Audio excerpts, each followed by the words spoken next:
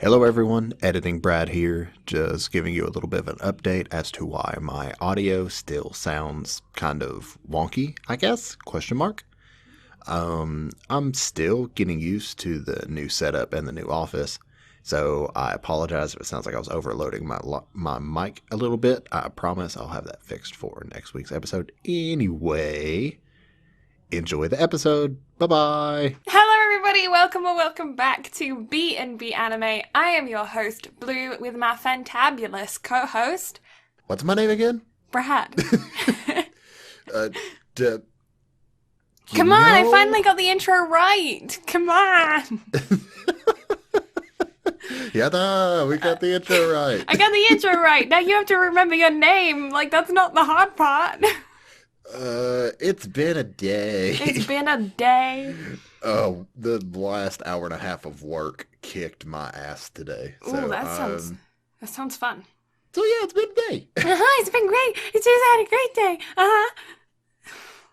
But yeah, it's definitely, I can't complain. It's been a good day. I've got some stuff done. Nice.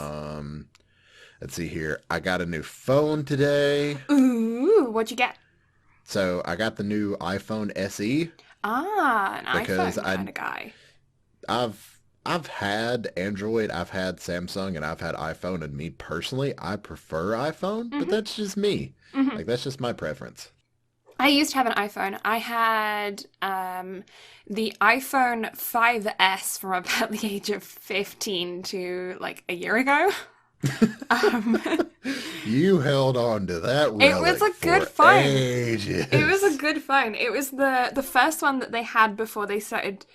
It was like the last one of the series before they started changing things to where like they broke really easily. So it was solid. It lasted me a long time. The only reason why I actually ended up changing it was because the camera started going, and I've been planning to do live streams like out and about. And I've been planning on this Japan trip for such a long time that I was like, okay, well, I'm going to be streaming like in Japan, so I need a solid phone that I can stream from. So I went to go get one with that in mind, and I have the Galaxy S10 now, and I actually really love it. I had all Apple electronics before I got my current PC, so I had MacBook Pro, iPad Mini, and my phone. They were all old, like I got them all old. My laptop I actually managed to get some money off of because I bought it in conjunction with the company that I was working for at the time. So I was like, yes, I can get like money off my laptop, which was sick. That was when I was working for an international modeling agency, photoshopping their pictures. And so yeah, I worked with them and got the laptop for that specific purpose. Well, they gave me, I don't know how it eventually worked out, but yeah. It was a good purchase, and I really do like my laptop, but since I've now gotten like more like Android devices and things that aren't all, because it made sense to have all Apple products because they all interacted with each other. And that was before like Android products really interacted with each other. Like they didn't have that level of communication with their products, you know? Yeah. But now like they do pretty much the same as Apple products. So it made sense to just, if I'm going to go that way with my PC and everything else, then I'm going to go that way with my phone too. So yeah, that's my phone. Long-winded story of my phone. The backstory of my phone. But yeah, it makes complete and total sense, and that's part of the reason why I've considered getting a Mac as well, just so I can maybe do art streams in the future. It's probably not going to happen. I don't like people seeing my stuff until it's finished, or at least at a point to where I'm content enough to show it off. That's the fun thing about art streams, though, is if you do them as like not a tutorial, casual art stream, especially if you do things that are outside of your comfort zone and you make it very well known, like, this is my comfort zone in art, this is somewhere that I'm not comfortable with, I think that makes it more fun because like you're trying something new, you're putting it out there that you don't know what you're doing, and because of that you kind of have this leeway of error. You know, like no one's expecting you to be a perfect artist if it's your first time trying that medium. So maybe you should try out streams, but do something that isn't your current style. Yeah, but also, I think you know me well enough at this point to know that I wouldn't take it seriously. No, Like that's my that's streaming true. style. Like it, You and I draw mean dicks all over it. You're not wrong. Which, by the way, I'm waiting on a drawful stream because I think that would be hilarious. That would be. That would be. But yeah, it's one of those things to where it's like, and it even comes across on the podcast as well. Like I do take this seriously, but at the same time, I do like to joke and have a good time with it. Hmm. And it's even worse on my streams. Like if I can't make fun of it, it's like I almost don't want to play it or don't want to do Hmm. it. Because it's Yeah. like I'm literally there just to have a good time. Like I just enjoy streaming and gaming. So I'm Yeah. not gonna like take it way too seriously or anything like that. Yeah. See, I'm the same as you, but instead of like joking about and having like jokes about it, I tend to be more of the let's just dial it down to like chill. And we're just all gonna fall asleep during this stream. That's the goal. And If I can send you to sleep, it's a good stream. and that's the thing. Like I can't tell you how many times like I've passed out during your streams. Like it's bad. And I mean that's nothing against you. Like you are a Hmm. phenomenal streamer and really Aw. like you are my favorite streamer, hands down. Aw. Like I prefer you over me at this point. Let's just be real for a minute. Oh. But Have yeah, more confidence. like I really do enjoy your streams, but your voice as well, like it's just soothing and amazing. And yeah, we'll put you to sleep. So Aw. my Yeah, fabulous my co-host, you can find her on Twitch Monday through oh, Saturday minus Wednesdays at twitch.tv/Blue Lavender with an A, that not an sneaky E. plug. That Haha. sneaky plug. Just slip that in there. Slide that in there. You Real got it. smooth. That's what I'm here for. I can do it. It's funny because my brother and I are we're black and white in the sense that like on stream, because we're both streamers, on stream I am very relaxing, calming. My goal is to just wind everybody down after their day, you know, de-stress, have a conversation. We quite often get into some serious subjects on stream, which is interesting considering that's like what I normally try to avoid and just keep it lighthearted and happy. But for some reason, people, I guess it's because they're things that are plaguing on their mind, so then we can like discuss it and have a fair conversation about it. It's always very, very interesting. It is. Like, to put it in perspective, there have been times where Blue and I have been chatting after streams at night. She'd be like, you know what? Like, we don't need to bring up, like, this topic anymore. Like, we need to just keep it chill. And I'm like, you got it, boss. I'm on it. As soon as the next stream starts, just goes right into it. Just Yep. dives straight into it. I'm just like, Yep. you know, why do I even try? Yeah, but it's great though because it does feel very cathartic, in the sense that like I don't think anyone gets. I hope no one gets like a hyper focusing on the subjects that we're talking about. It should just be a release. Get things off your chest kind of thing. But my brother is the complete opposite. Like you can hear when my brother is streaming from any room in the house. Like no matter what room you're in, you can hear him when he's streaming. You can hear every word. Actually, not necessarily every word, but pretty much every word. Because on my Twitter, shameless plug at Blue Lavender STM, With an A, not an E.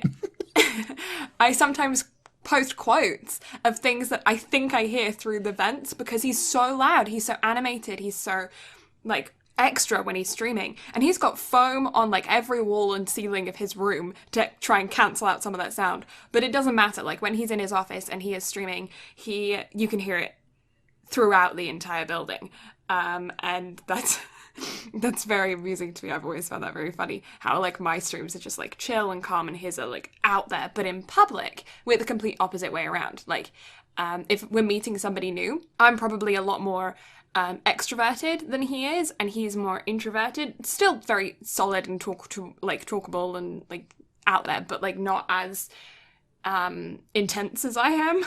And so I think like in streaming, if you flip it, like we're flipped. We're always either one or the other. And it's weird because I used to be a lot more reserved and stuff with my streams, but it's like been here in the past year or so, like I finally like found who I am, like both as a streamer and as an as an individual. And don't mean to be sappy here, but a lot of that is due to you and your community. So Oh. that's had a lot to do with it. But also it's just like figuring out what I want to do and where I want to be has had a lot to do with it as well. And also I'm comfortable with who I am now. Yeah. I'm not 100% happy with where I'm at. Like there's still a lot more room to grow. I don't think anyone should be happy. Like, I don't think anyone should be completely content with who they are as a person, because if you're 100%, there is, like, nothing to work on, then I think you go into that line of vanity and masking things. Nobody's perfect, and you have to be aware of those things that you're not perfect about to be able to work on improving them. So I think it's a very healthy attitude to think, I'm happy with where I am, but this is where I want to be. Agreed. And I mean, like, this has been the best version of me to date. Like, due to, like, spending as much time as I have with my cousin and his wife and their circle of friends, I've gotten reacquainted with some acquaintances from high school. And I was talking to one of them about it the other day. And because we got to talking about it, and she was like, you're not who I thought you were in high school. And I was like, that's the thing. I'm not. Like, if people had, or to those that knew me during high school that weren't, like, in my close circle of friends, you don't even know who I am anymore. Because I do think this is the best version of me there's ever been. But there's a lot more to go. And that's translated into my streaming life and just my life outside of streaming as well. Like, I'm a lot more extroverted. I'm a lot more, like, willing to be the life of the party instead of being the person in the corner. Like, I don't go just straight all out, but I'm, like, I've been that person, so I don't want anybody else to be that person. Like, if I can, like, I want to make sure that everybody's included and having a good time. Because it's, I don't know, I like this side of the veil a lot more than being the person sitting in the corner. It's a lot more fun. Yeah. No, I definitely can understand that. Yeah, it's a really interesting thing when you go through, when you meet people from your past. Like I met a person that I went to high school with about a year ago maybe, and I left high school at 16, so I didn't graduate with them. Like I didn't finish with that circle, so I kind of was I was the first dropout of my year. So like there were a couple more after me, but I was the first. I was very young to drop out. I was like just turned 16. And I met someone from that circle, and they just seemed really frozen in their life. Like they seemed like when I had left at 16, I'd hit pause on them and then gone off and done my own thing. Because by that point, you know, when I was 16, I then joined the modeling agency. I then traveled internationally. I then, you know, had this whole career that I then left, that I then started up a new career. And like, I've done all these things because I left that much earlier. So, and I had those fantastic opportunities. Like, don't get me wrong, I understand that that's not something that everybody gets. I was very, very fortunate in those opportunities that I was given. But because of that, it accelerated my path to where I am now.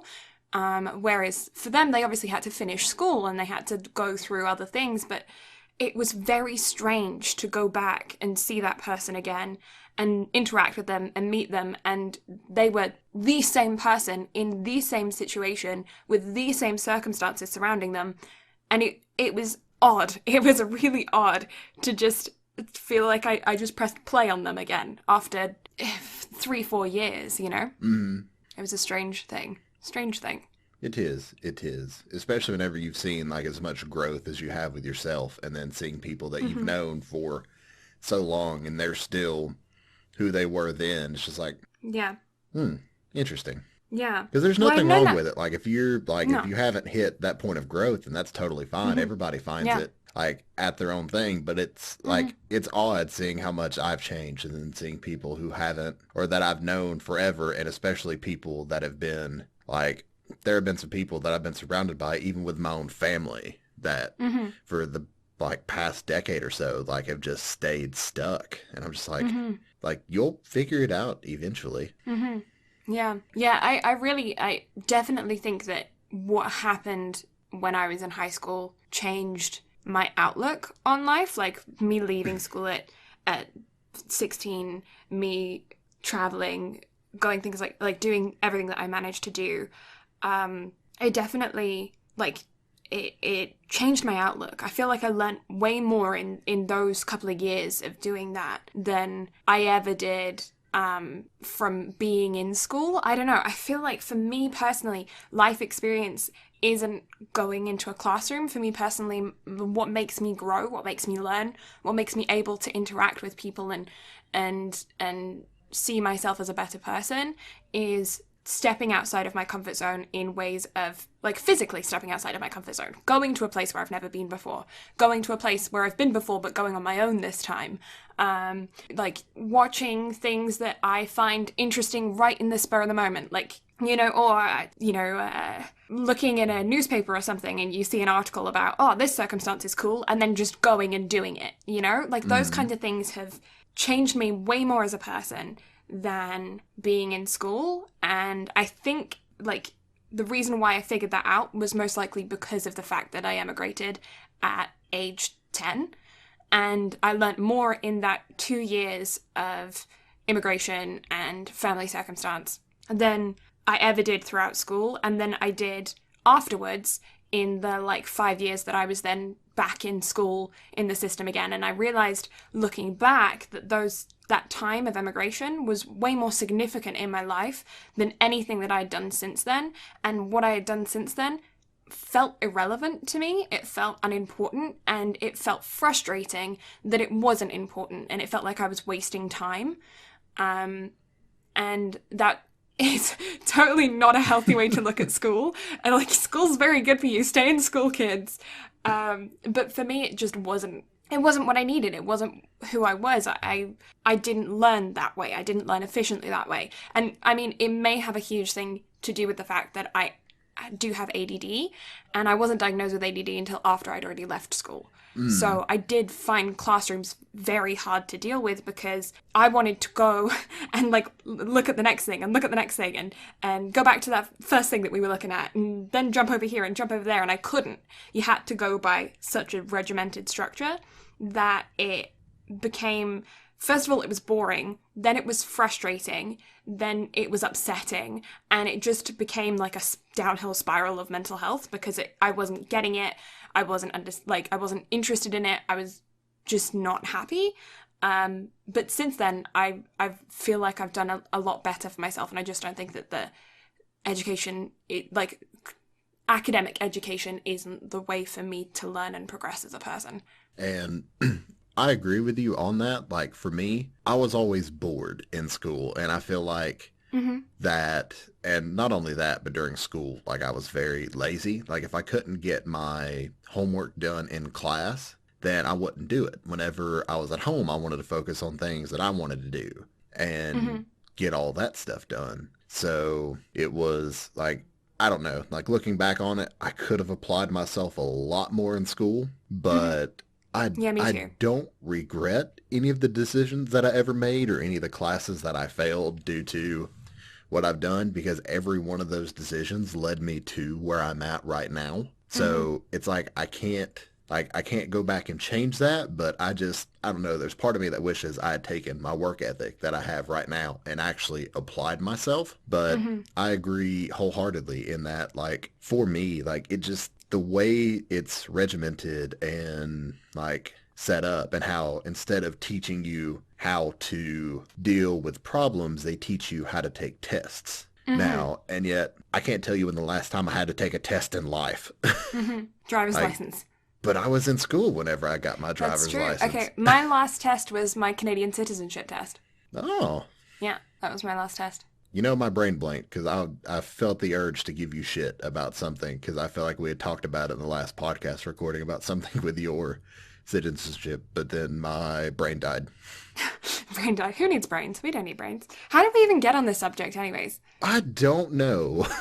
We jumped down a giant rabbit hole this time. Yeah, we skipped the how are you today thing and went straight to the education system. Jeez Louise. Yeah, so how are you? How's your day been? How's your week been? It's been, 4 days since we last talked, voice to voice, not on stream or anything like that. Yeah, I was gonna say, we talk every day because of streaming and stuff, but yeah, no, I've been good. left watching this to the last minute, which is actually kind of good because it's very fresh in my memory. But yeah, no, I've just been crazy busy. Been working on the website a lot. It's very, very nearly completely done. I know I said last week that it was done, but then it turned out that it wasn't done because we are picky. Yes, very picky. But it's looking fantastic. We've got a proper About Us section now, which looks great. So you got pictures of Brad and I. So if you don't watch our streams and you don't know what we look like, you can go on over to the website and see. And we do have a new URL as well. So you don't need the Podbean in the URL anymore. You can just type www.bnbanime.com and it'll take you right there. How nice does that sound? That is very nice. But also, Right. did we get it fixed to where you don't even need the www anymore? I'm not sure if we do have it fixed yet or not, so better be safe than sorry. If the I'll website give you doesn't an show answer on that really quick. Okay. But yeah, Live it's just on air. it's just bnbanime.com. Yeah, sometimes it sounds like we say B and B, but that's the whole point. Because it's Brad yeah. and Blue, not I don't even know. Yeah. We're not a Airbnb. I don't know. No. I jumped down a rabbit hole. However, yes, Yeah. I can confirm you don't need the www, but if you want to be original with the interwebs, then keep the www. HTTP:// There's two slashes. Don't forget the second slash. www.bnbanime.com. Aha! But yeah, you can just go to bnbanime.com and it'll take you straight to our website, which is super exciting. Yeah, And there also is like download looks... links and stuff for the podcast and stuff there. So if you are not a Spotify or anything kind of listener, you can go straight on there and just download them straight from the site, which is super cool. But it's also got, about our sections. It's got more about the artwork. If you're interested in our logo, it's got more about that. It's also got about our personal artwork. It's going to eventually have links to voice acting stuff and more detailed artwork stuff and other fun projects that we're doing, as well as links to friends of the podcast and podcast buddies, because we have a couple of friends that run their own podcasts and one that is launching a podcast in October, which is super exciting. And so all of the links to them and stuff will eventually be on the website, which is super exciting. But enough with the random promo that I'm just shoving in there, so you guys have to listen because it's in the middle of the podcast. Yeah, but I've had a pretty good day. I have been trying to get my artwork sorted onto like the website that I'm trying to figure out for who to promote it with. Because for those of you guys who do not know my artwork, I am a realism sketch artist. And I do wildlife and normally just wildlife, sometimes people, sometimes portraits, that kind of thing, but just with like pencils, and it's realism. And I've been trying to figure out what I wanted to do with my artwork, because a lot of people are saying, oh, you should do prints, you should do commissions, but my artwork is very much of like a therapeutic thing for me. It's very anti-anxiety, very chill, and so I didn't really know what I wanted to do with it that would keep it chill and wouldn't then turn it into a business that then makes it stressful. But I have figured out that I think I want to, I'm pretty sure, I'm like 99.9% sure that I want to turn it into stationery. So like on the covers of journals and for like letter writing thing, cards, that kind of stuff. Because I think that would be a good way to show my art, but also make it practical for the people that are purchasing it, and also not like stress me out because I don't have to have a million different designs. I can just have the ones that I like and then have them on different things, which is the goal. So I'm just trying to figure out the logistics of that and get that all set up. But what about you, Brad? What have you been doing recently? So anime, more anime. I ran my first stream since moving on Sunday because I needed some therapy after spending way longer than I needed to editing the past episode of this. Yeah, do you want to talk about what happened with the past episode of the podcast, or should we just leave that a mystery? So during the process of moving, your boy was an idiot. So the way Audacity has worked since I built this PC, or at least the way it has worked for me, it's not at any fault to the software. It's all user error. Your boy is big dumb. I will admit it. I'm a fucking idiot. Let's move on. Anyway, so whenever I moved and I replugged everything, got everything situated, got everything set up, the pull on the audio for Audacity, which is usually set to my Yeti, it's what you're hearing it on right now. It's what makes these dorsal tones sound absolutely wonderful. I'm just kidding. Anyway. Swoon over Brad's voice, guys. Swoon. Yes, enjoy. But, so, it set it to my webcam that I use whenever I stream. No! And I didn't know that it did that until afterwards. And let me tell you, I haven't felt like that big of an idiot in a long time. It's totally normal for things like that to happen, though. Like, it's happened to me so many times on stream. And it was one of those things to where I don't know how I missed it. I don't know how it happened, although I can guarantee you it will never happen again because, yeah, I will double, triple, and quadruple check that every time I load up Audacity from now on. Because, my goodness. I can't promise that it won't happen from me, though, because I am also big dumb, and has happened to me before on stream, will probably still happen again, because do I check things? I think I do, but I don't actually. That's what we do. We don't check. We just jump. We don't check. We just jump right into it. Also, one more thing I will say, though. We're going to have to hold off a little bit on our shokugeki that we keep saying we're going to have. Mm-hmm. Because your boy big fucked up dinner tonight. Oh. So, my homemade hibachi that I sent you a picture of. Yeah. Not as good as it looked. No, what happened? So, I tried to make some teriyaki noodles. However, for one, they weren't my usual brand of organic noodles that I use. These were whatever you can get at Publix. They were buckwheat noodles. And I've never cooked with those before, so I didn't realize that they soak up water and become very, very slimy. Yes. And not only do they do that, but they stick together. So, yeah, those turned out terrible. Oh. The fried rice, the eggs didn't scramble properly because I wasn't able to make the rice in a timely fashion because, podcast has to be recorded. So the rice, instead of making it in a rice cooker, which is how I would have preferred, ended up having to do it in a pot. And so it became very mushy. And so whenever it cooked, the egg, instead of scrambling like it was supposed to, stuck to the rice. So my fried rice was very creamy instead of sticky and vegetable-y and delicious. But the teriyaki chicken, though, let me tell you, that was top-notch. Chef Senpai gives it a 10 out of 10 on the deliciousness scale. That gets a passing grade. Everything else, F. Everything else, F. It does not deserve to exist. No, it doesn't. Like, to the farmers and everyone who put the work into making those, I sincerely apologize. Like, you have my sincerest apologies to the ingredients. You have my deepest condolences. Oh, that happened to me. You shouldn't have been wasted. Oh, really? Yeah, no, so for those who don't know, I'm a vegetarian, so I have a hard time finding protein to include in my diet because, like, I do eat nuts and beans and things like that as well to increase protein, but I was wanting to find a supplement to, like, aid in that, make it easier.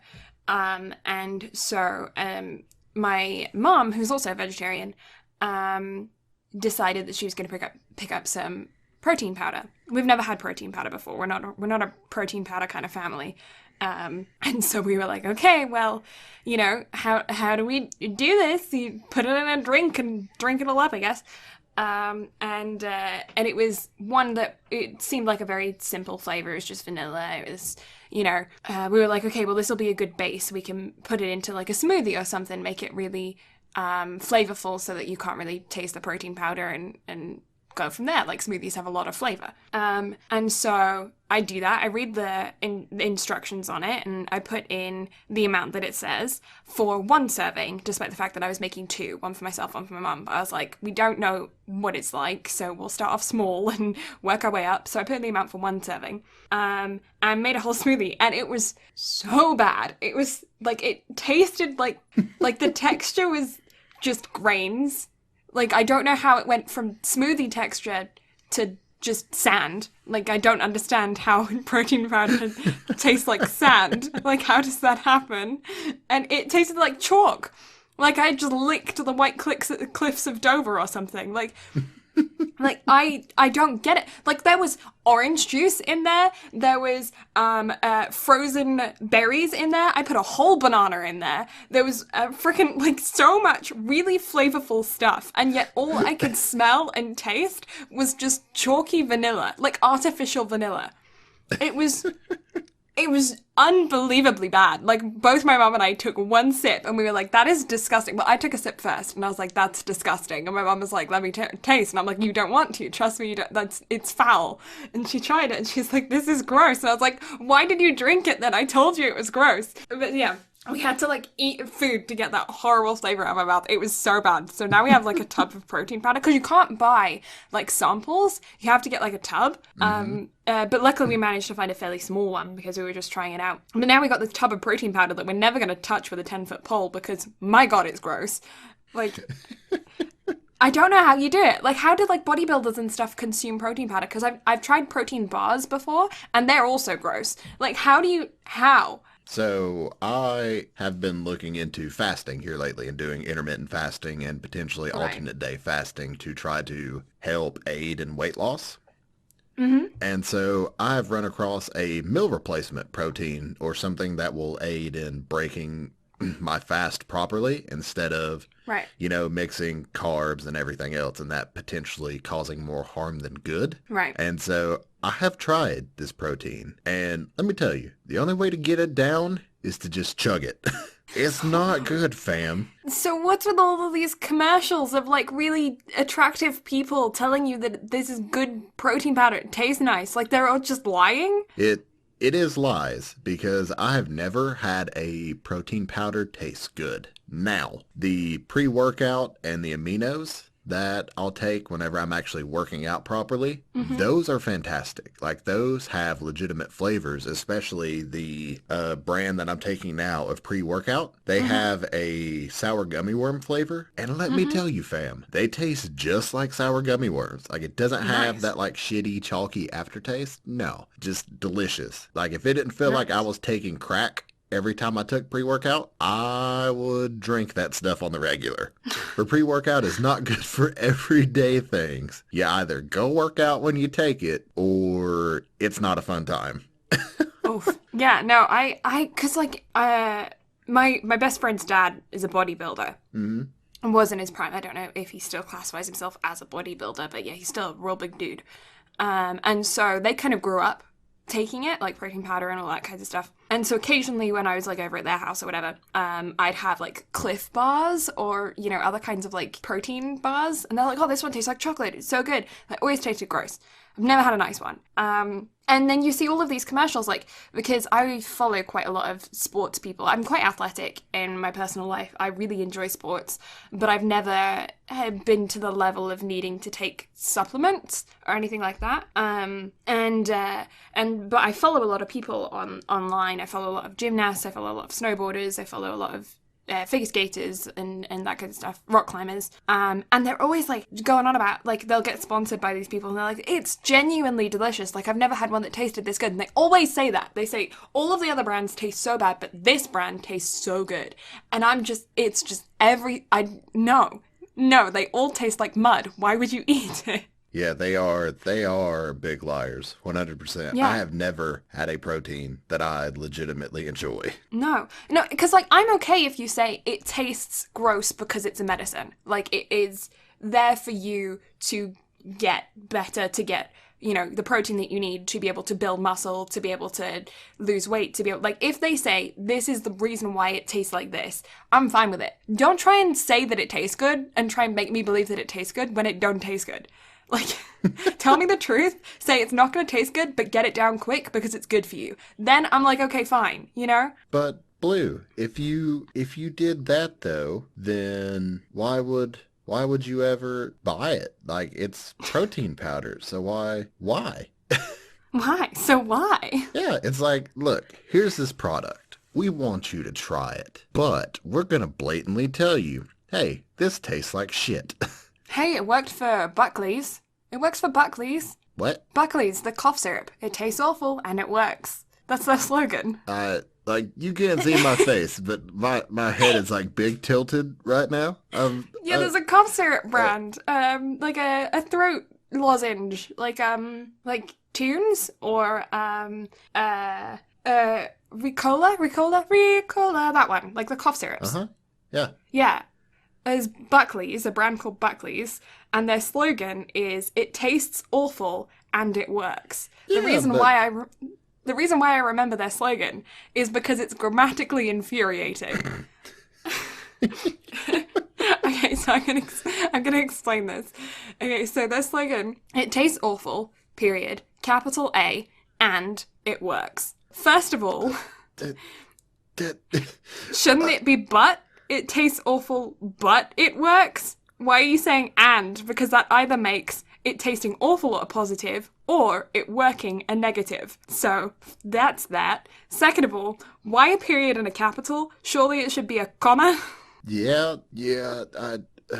It's so infuriating. Every time I see their commercials, I'm just like, stop it. Like, that's not, no. But it works because I remember their slogan, so hey, it's working. Yeah, but you're I don't know. I guess any sort of publicity is publicity. They're still a good cough syrup brand. I mean, I'm not going to say that their cough syrup's bad. Their slogan just pisses me off. You know what? If it works, it works. But now that I know that their slogan is shite, I will never hunt this down. Even if it works, I'll deal with a fucking cough. Do you not have Buckley's in the US? I've never heard of it. That must be a Canadian brand.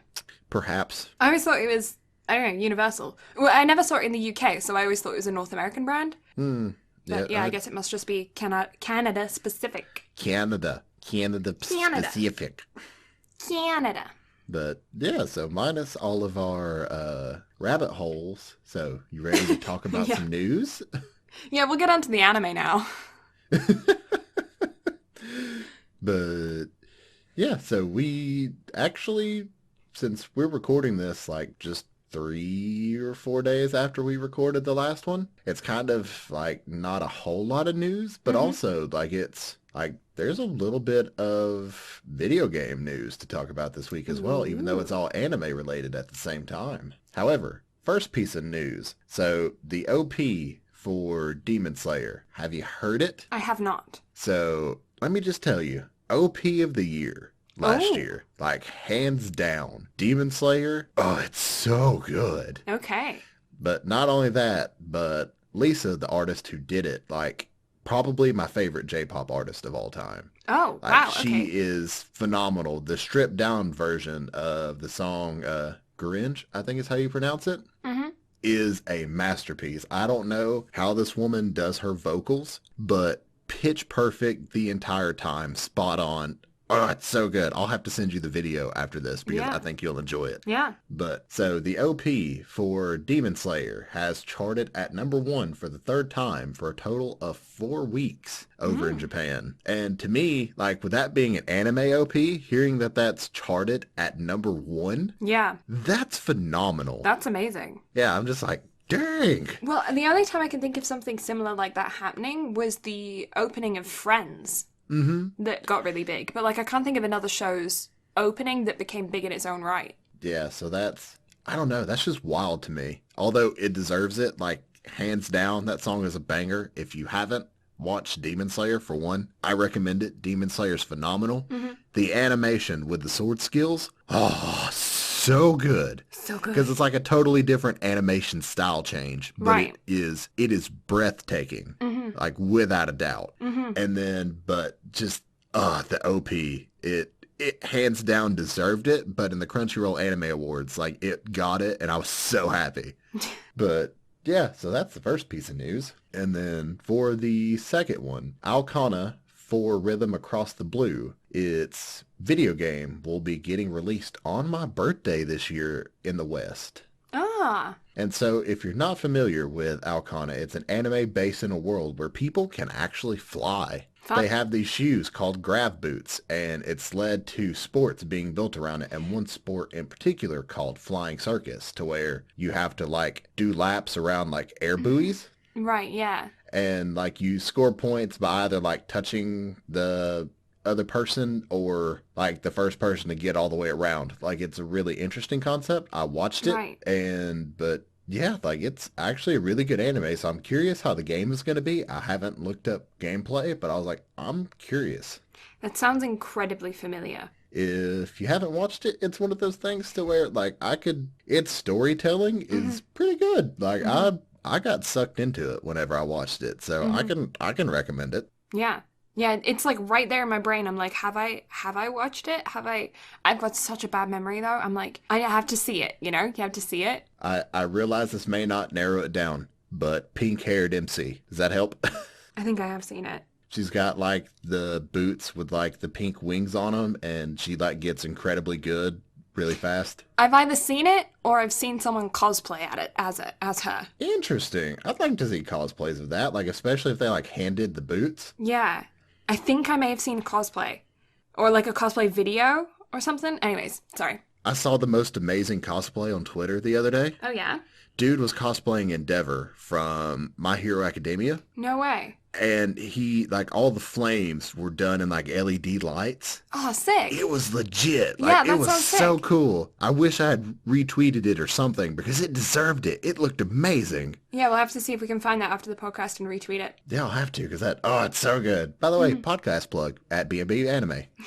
On all socials.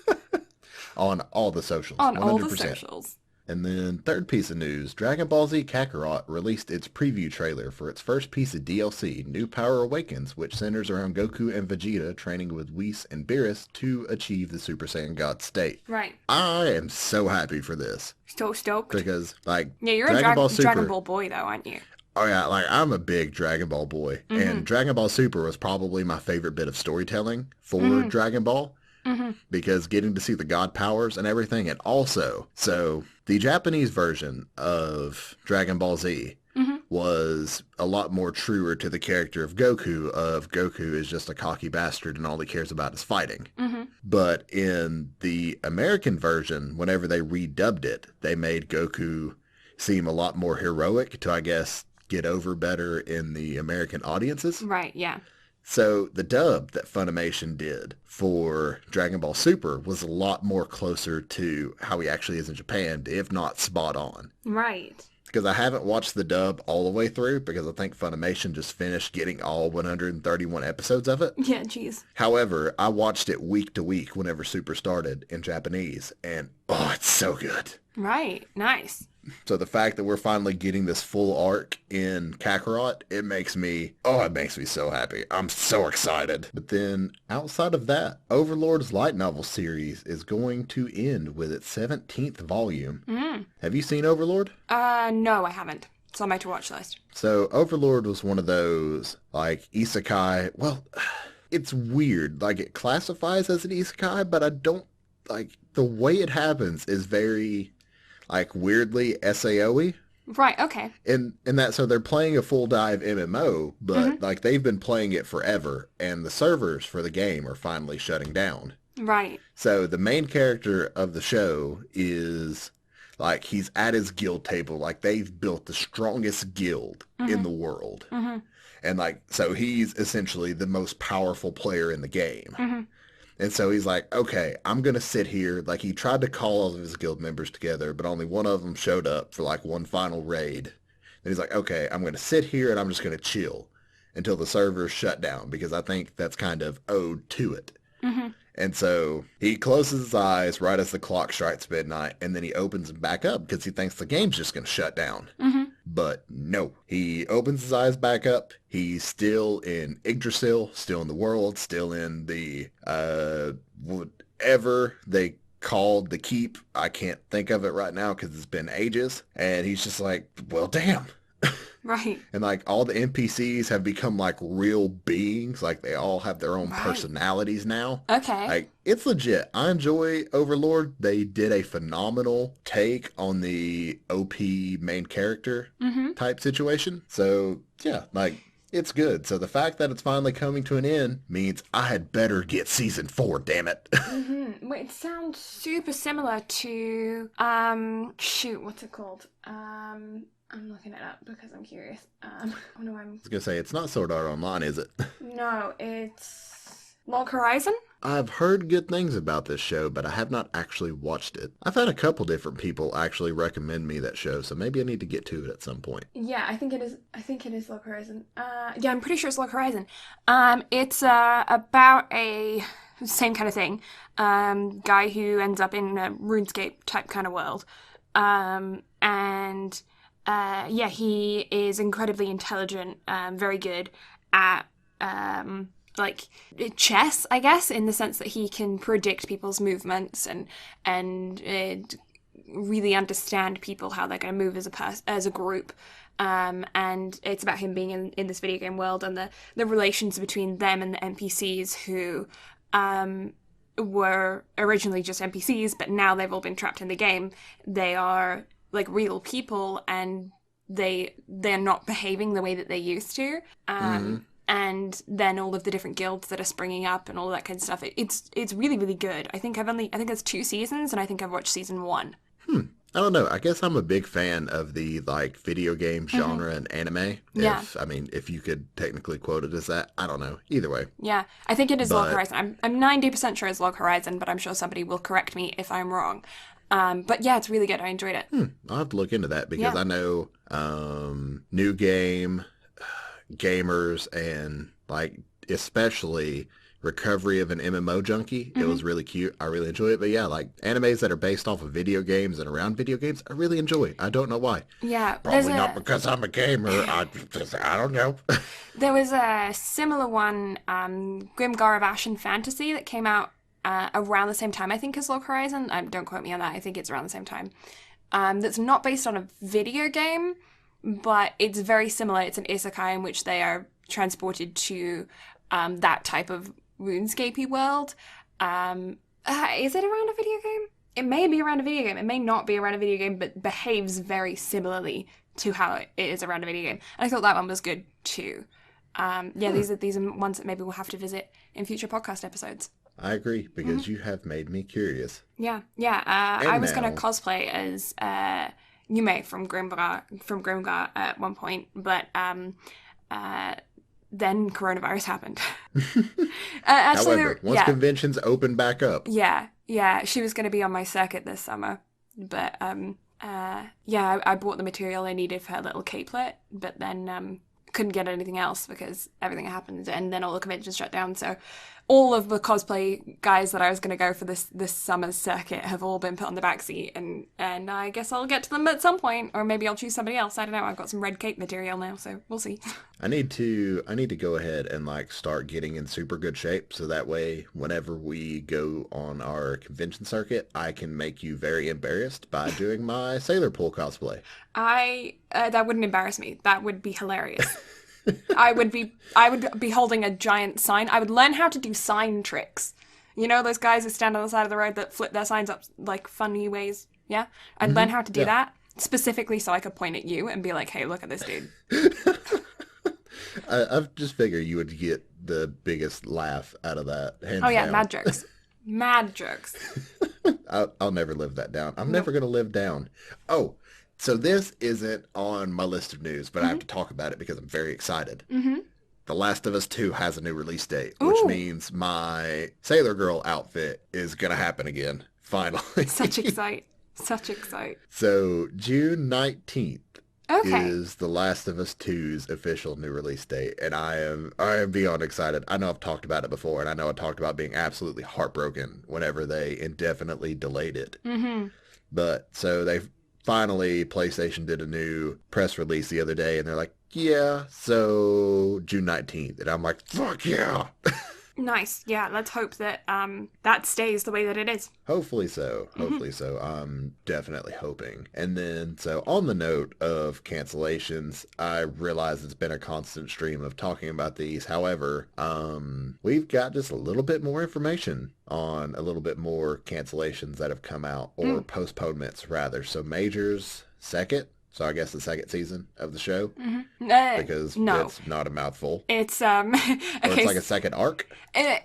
So Major is a baseball anime for those of you guys that don't know. It's pretty old. And it ran from the main character's. I think he was 4 years old at the beginning of the anime, and it ends with him getting married. I think they get married, or like at least his relationship with the person that he has been.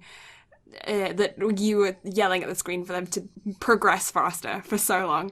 They eventually, happen. That happens. And the anime ends there, but you're following him from age 4 all the way through, from, very early on in his baseball career, all the way up to him going to America and, trying to figure things out. I'm trying not to spoil anything. This is, I believe, following his son, who is back in Japan and doesn't like baseball, but has been, brought back into baseball. And it's the second season of Major 2. So, yeah, it's his son's second season. So it has been postponed due to the ongoing pandemic, which, I mean, at this point, I think there's only one spring show that hasn't been postponed, and I think it's Kaguya-sama Love is War, which I saw a hilarious meme the other day of, someone being, head pat while they're bowing to, a queen. And so the one that was bowing is, all spring animes, and then the one doing the head pat was Kaguya-sama Love is War. I was like, yes! Because I talked about this a couple weeks ago, but I love this show. It is hilarious. It's great. The pink-haired girl is still my favorite. I don't know. It's a good anime. I love it. It's a fantastic rom-com. Yeah, it seems like everything's pretty, if that's the only one that's left, then, yeah. I wonder how it's affected that show's views, you know? If that show's... I would say it's probably, with that one being the last one left, I'd say it's probably increased it. That's what I kind of want to do too. research on it, because I'm curious. Well, everyone's stuck at home. Everyone is looking towards entertainment. All other animes have been cancelled. I feel like its views must have spiked. You would think so, with it being the only new, media that's going on. Yeah, because it made, the thought that's just occurred to me is it made me curious why animes were still releasing. For instance, Major 2, I think second season has had 2 episodes out. Why they didn't cancel before they released the first 2 episodes, because the pandemic wasn't going away. It's been a pandemic for 2 weeks, which is, if an episode a week, 3 weeks, if it was cancelled this week. So it makes me think that they released those episodes on purpose to get you hooked, so that then when they release the series later, in amongst everything else that's going to be released during, so say they release them in the summer season, well, things are going to be released during the summer season that were already planned for the summer season. So if they're releasing spring and summer, then the spring ones, where the hype is already, all the promos already, left them, because they did that months ago, they probably released those episodes so you watch them, so you get hooked, then they cancel, and do the cancellations, they say they're going to cancel after you've already watched those 2 episodes, so that then in the summer, when you go back to look at all of the summer stuff, you go, oh, I watched a couple episodes of that, I want to watch some more. So it makes me think that they're doing it intentionally after episodes have been released, as opposed to doing it beforehand and then having them blend. And then not only that, but I know we had talked about this on last week's podcast, but so how animation studios will do it week to week on their stuff. So maybe they did that, for one, just to, show off the shows and everything that's going on, and sort of lead to, give people something to look forward to whenever they come back. But also, they might have done it just to, secure interest and secure funding for the rest of it, with it being pushed back. Because if there's interest in the shows, then they would still have, the backing. They would still have the backing for whenever they come out, because they'll actually see the interest that's there. Yeah. I could be bullshitting. I don't know. Or they could then promo the rest of the season with, we've already been approved for a second season, if the numbers of the first 2-3 episodes that were released were good enough. Yeah.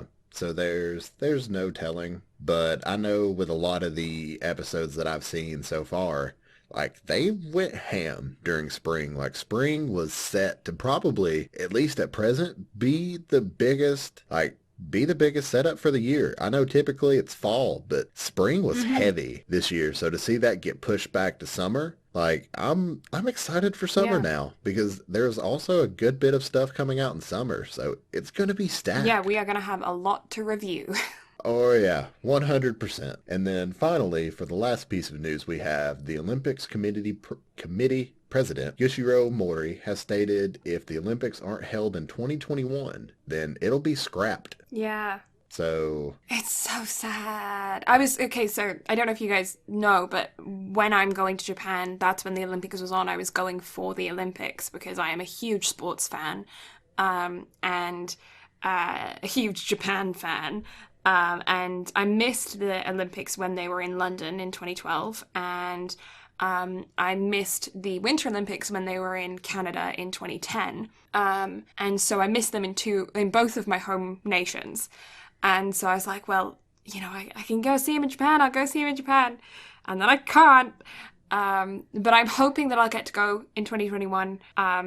But if I can't go in 2021 because they don't have them, I'm gonna be pretty heartbroken. I'm not gonna lie.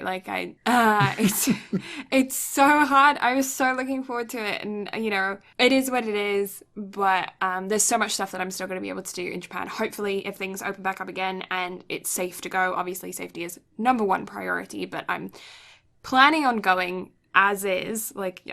I don't want to cancel anything because I don't want to have to pay the cancellation fees. That's another thing. Cannot afford that.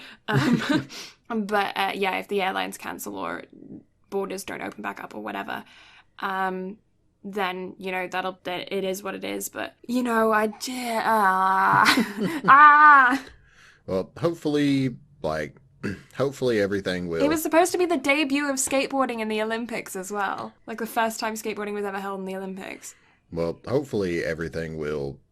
Hopefully it will have cleared up by then because Yeah. the current Hmm. rescheduled dates for the Olympics, for anyone who's curious, is July 23rd through August 8th and August Hmm. 24th through September 5th of next year. So Hmm. hopefully everything will have kind of leveled itself off by then. I know Japan's state of emergency has been extended through May 9th. However, they're in Hmm. talks of potentially extending it out through the 29th. However, Hmm. they will come to that decision later in I think in the next week. Hmm. However, I know at least here in the States, we've seen a lot of the numbers level off and start to drop. So I know a lot of the states are kind of individually giving they're all allowed to make their own decisions on when to open Hmm. up. And so we're seeing some states, including Tennessee, kind of start phase one and kind of see how everything's going. So Hmm. hopefully with all of that taking place, we'll start to see how everything's going to go and hopefully see positive results over negative. But Hmm. so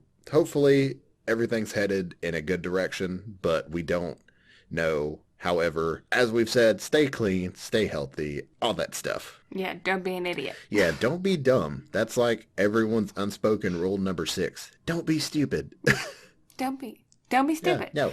But yeah, we've been recording for an hour, so I figure it's probably about time that we actually jump into the subject matter of this Yeah, podcast. because that's all the news I got. So It's all the news, it's yeah. perfect segue time. So, Perfect to segue. people who have been living under a rock, we have been talking about doing this episode for what, a month now? Yeah, like 3 podcasts now. And so we've finally been able to sit down and watch it. And you want to hear some bullshit?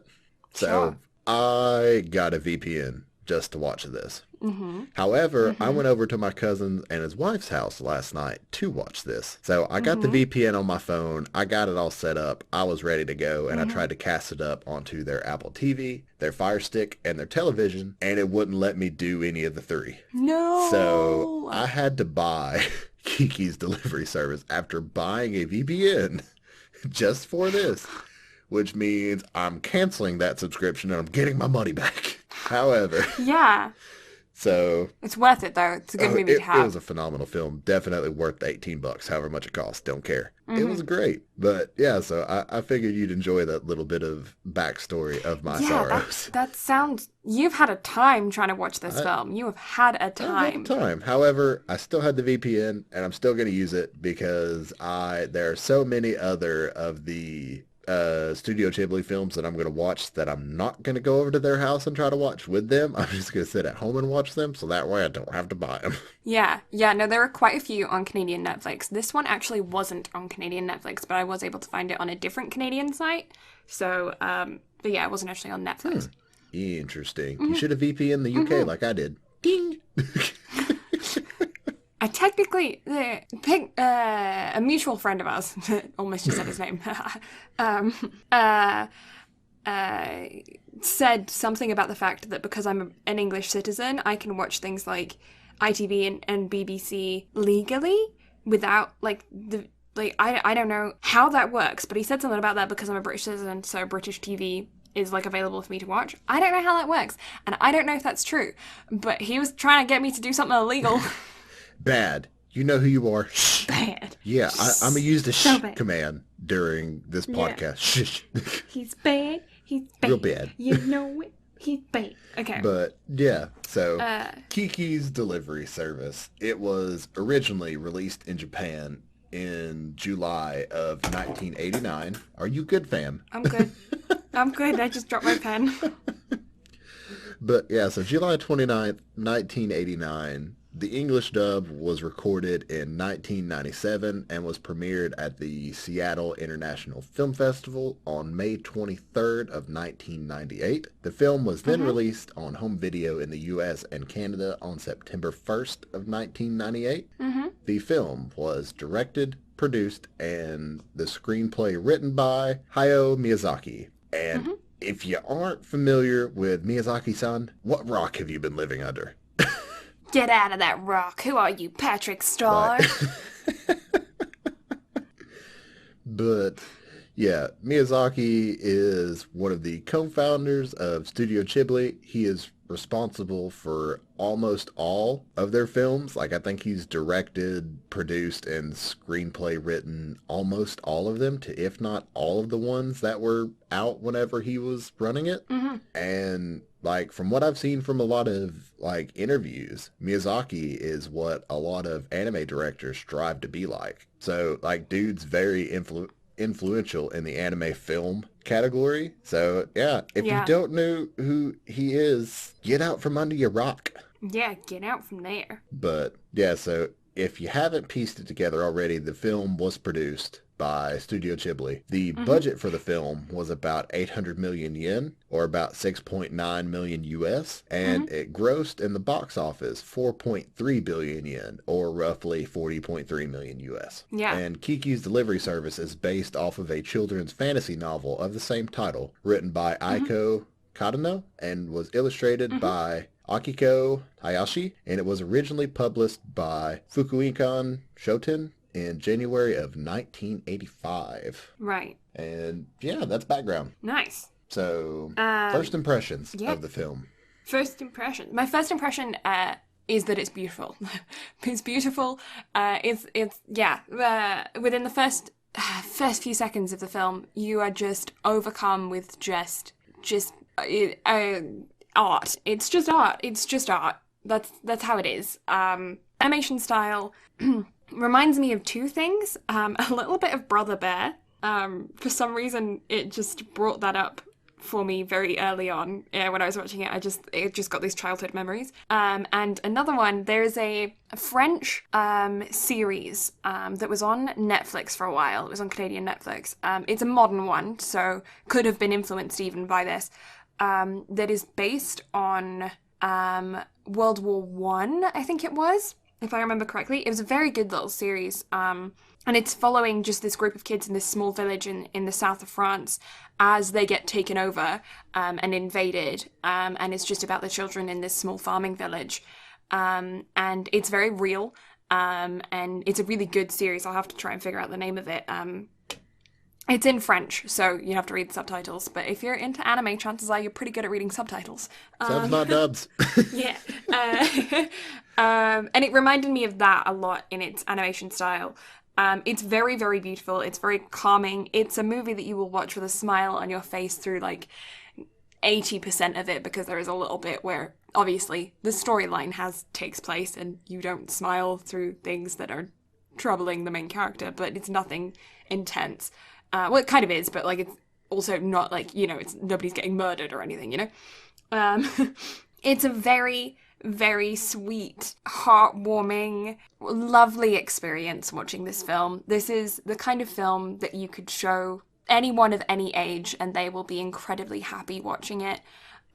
It's a story that will last through the ages. It already has lasted through the ages when you think about the fact that it was released in the 80s and it is still such a masterpiece today.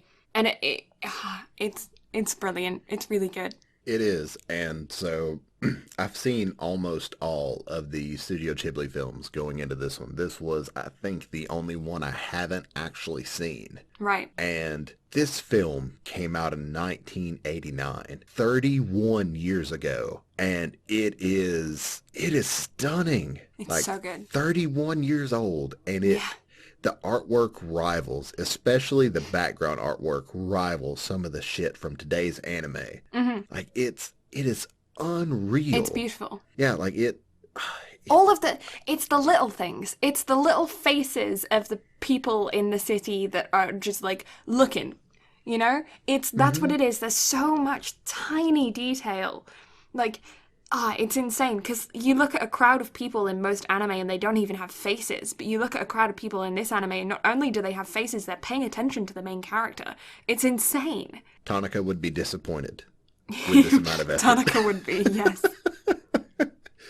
But yeah, like I can't, like first impressions, like I can't speak highly enough of this. And that's how I feel about all the Ghibli films. Like they're all masterpieces in their own right. And it's so gorgeous. Like, I could just sit here and gush about its artwork and everything for ages. The story is also phenomenal. It's cute. It's, I could just sit here and gush.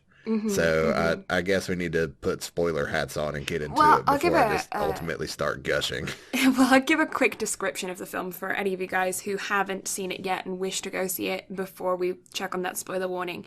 It's a story about a 13-year-old girl named Kiki, and she is a witch. She comes from a family of witches, and on a clear full moon, on her 13th year, she is to leave the house that she was raised in and the village and town that she was raised in, for a year to go train for being a witch. And she's to go find a new town, find a new world, settle down, and find her independence. And so it starts with her at home and deciding that she wants to leave and that it's the right time, and she goes and settles down, and she wants to go somewhere by the ocean, and because it's a place that she's never been, she's not lived by the sea before, and so she goes and tries to find a place to live, and it's about her settling in that town and finding out who she is and just about growth and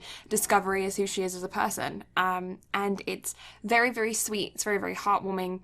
There's nothing in it that makes it inappropriate for any age range. You can show this to a 5-year-old and feel completely comfortable. It's a very, very sweet film. It is, it's incredible, and I highly recommend it for all age ranges. But yeah, that's a quick description. Yep, I have, that's about as good as you can get before you actually start digging into the plotline and stuff, meat and taters of the anime. Yeah. So spoiler warning is officially up. So what did you think? Oh, it's so good. It's so good. There was almost a cry counter, really close to a cry counter, but I fought it back. I think I did cry. I wonder if it was at the same part. I'm trying to think. Was it the cake? No, when was it? It was, oh shoot. It might have been when she saw the painting. Huh. Interesting. as like a not quite like when she saw the painting, but like a little bit afterwards of her registering herself, coming to terms with herself. Yeah, that was also a phenomenal little part. Like, oh, so good. Self-discovery. Okay.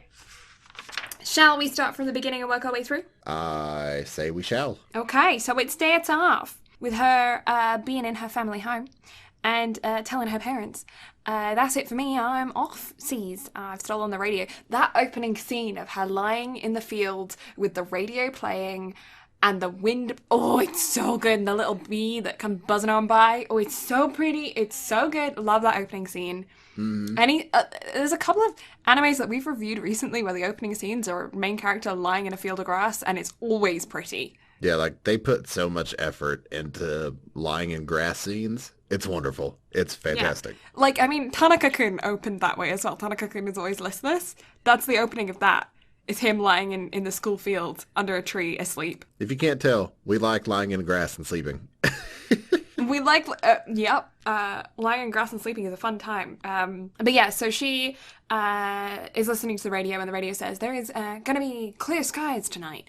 So if you wish to depart on a long journey, the radio doesn't say that, but she's like, okay, cool, it's the night for it. So she runs on home and she goes, it's time, and her dad's packing up the car to go camping, and she's like, it's time, I'm going tonight. And he's just like, well, what about the camping? And I'm just like, oh, dad, like, oh, that's such a dad thing. It was very sweet. Her mum's also a witch. You figure out, like, if you go into this movie without knowing anything, you figure out about the witchy things through her mum before you do through Kiki. Because she's basically running an apothecary from the house. So then Kiki has a sending off, and she has to wear black, and she's not very happy about the fact that she has to wear black, but it is a witch's custom. And her cat Gigi jump on her mum's broom because it's more sturdy and never loses its way during a storm. Lies. Immediately lies. Like, that fact is immediately destroyed. Like, not even 2 minutes later. Right? They get on the broom and they take off into the night sky to find her new town. And then as she's in the air, she bumps into kind of like saucy minx up there, getting all sassy with her language, being all snooty. She's what I would politely refer to as not so polite toffee nose, because her nose is stuck up in the air. But yeah, she flies on over, and as she's flying through the night sky, both the radio and the broom both go kaput because a storm comes in. So the radio lied, and so did her mum. A storm comes in and she gets blown away around. She's not very good at flying. She gets blown around. Eventually discovers a train that is stopped on some tracks, and she goes and decides to take shelter inside the train. And she finds a train full of hay, a cart full of hay, and so she buries herself in the hay. And then as she's asleep, the train engine starts up and off it rolls. And then she gets her foot nearly eaten by a cow. And it's very cute. It's just so sweet. The music in this is really, really well done. It fits everything super nicely. One thing I will say is that I noticed that the music was used throughout the movie to really determine whether or not something was serious, because the music cuts off as soon as something serious happens, and it becomes silent. And I thought that was a really good way of using the sound. So yeah, that was one thing that I noticed when watching it.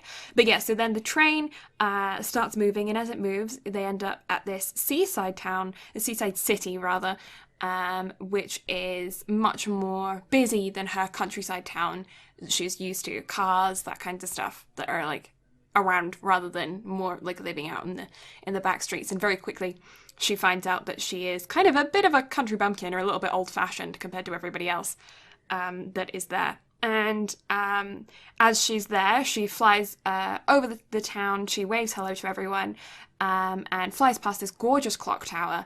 The city is beautiful, very, very pretty. She flies past this clock tower and through the city, and nearly causes a massive traffic accident. And yeah, Great then way to introduce yourself. yeah, fantastic way. And then she gets reprimanded by a police officer, who then gets called away by someone who is crying about a thief. That someone happens to be Tombo. He's adorable. He's so cute, and I really like him throughout the movie. He's such a good character.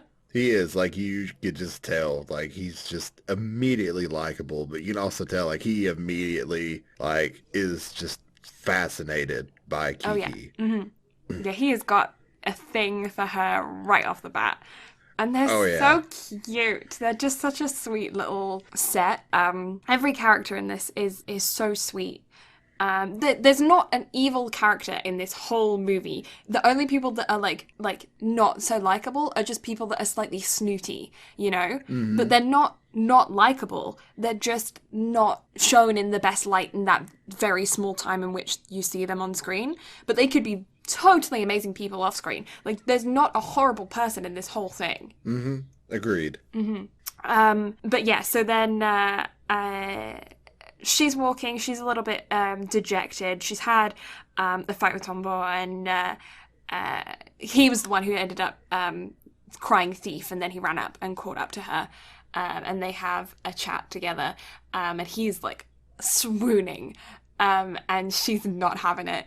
And she's a little bit, this is where you can see that, because he comments there that she's acting like his grandmother. So it makes you think, oh, she's being rude, but then she's not actually being rude. She's just old fashioned. So her way of, like, you introduce yourself to people, her way of, her customs, because of the way that she was raised, are different how the customs are in the city. And because of that, she thinks that he's being rude, but he thinks that she's being standoffish. And it's a really good little dynamic. But anyway, so then she's like walking around, she's getting dejected, and it's getting towards nighttime, and Gigi's saying we need to find a place to stay, and the black cat, talks. And yeah, they're trying to find a place to stay, and it's just not happening when she walks up a hill and finds a little bakery.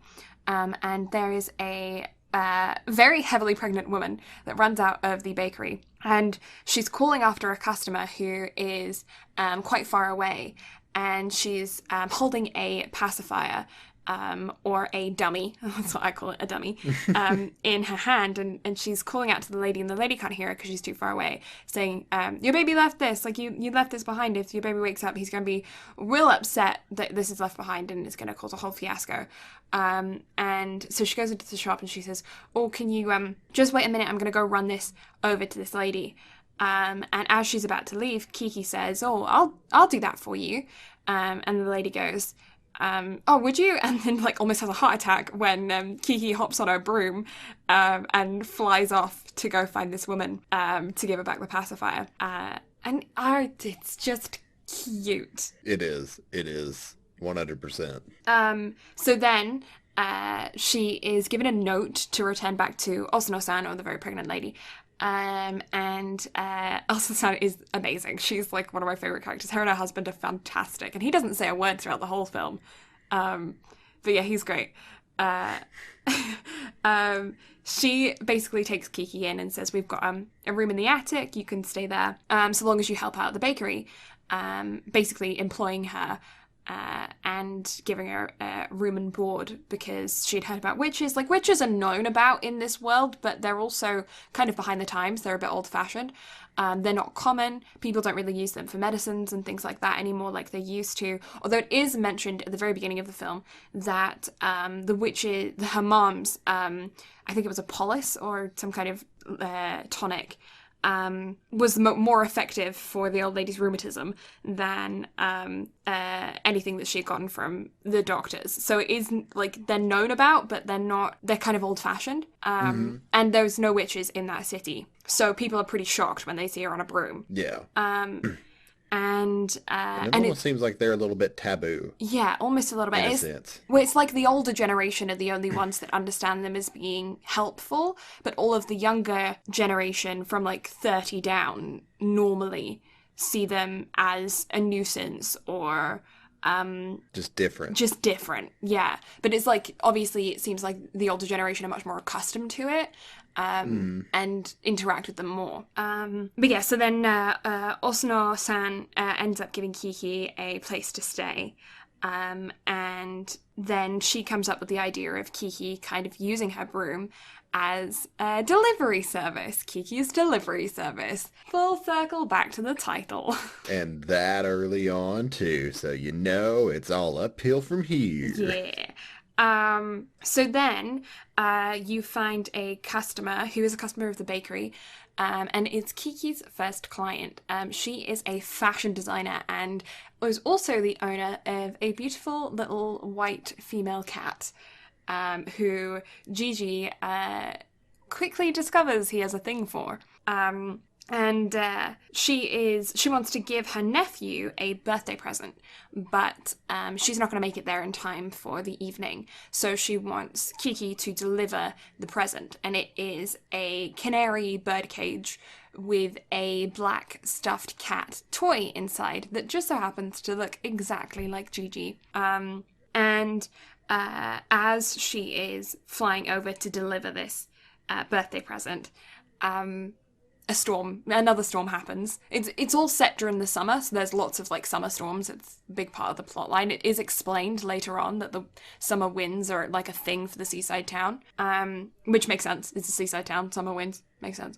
So yeah, another storm rolls in, and as the storm rolls in, she gets it's a gust of wind really blows in and knocks her off course and sends her crashing down into a little bit of forest, a patch of woods, by the house that she's going to deliver the birthday present to. And when she lands in the forest, she lands right next to a raven's bird's nest, which has eggs in it. And the ravens are not very happy about that.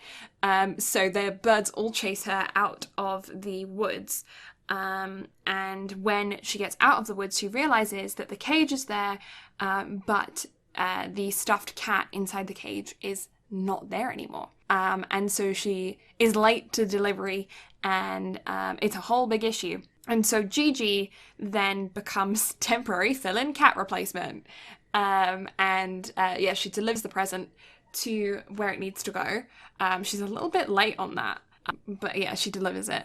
And Gigi is temporarily the stuffed cat, is acting as temporarily as the stuffed cat, while Kiki goes back into the woods to try and get the other one. But when she gets back in the woods, the stuffed cat is not there. And she's wandering around, she can't find it until eventually she stumbles across this little wooden cabin inside of the woods. And when she comes across this wood cabin, she sees that there is the black cat in the window. And then when she goes to the side of the cabin and goes up the ladder, she sees the owner of the cabin, who is a young woman who is an artist. She's a sketch artist, and she is sketching a group of ravens that are surrounding her. And they end up hitting it off and becoming pretty good friends. And when she gives her back the cat, she realizes that the cat's head is falling off, like the stitching has come undone. So the artist ends up sewing it back up again. And while she's doing that, Kiki is cleaning her house because it's a huge mess from art supplies. And then once that's done, she takes the cat back, and the best doggo knows that Gigi is a real cat and has been guarding Gigi the whole time. And when Kiki comes back with the fake cat, asks to go outside with Gigi and trades them out. And it's so cute. Best doggo award goes to that doggo. Oh yeah, 100% best boy. That doggo. Like, best hands boy. down. Best boy. It was so freaking cute. And it's a successful first delivery. It went a bit awry. It was a little bit complicated, but it was a successful first delivery.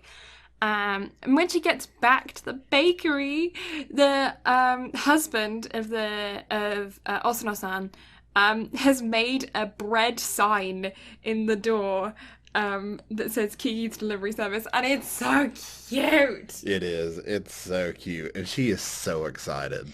She just like jumps on him. It's so sweet. He's my favorite character. Is that weird to say that a guy who doesn't say anything throughout the whole movie is my favorite character? Because he's got so much personality and so little interaction. Mm-hmm. Like his little winks and his little when he's impressing Gigi with like his spinning breadboards.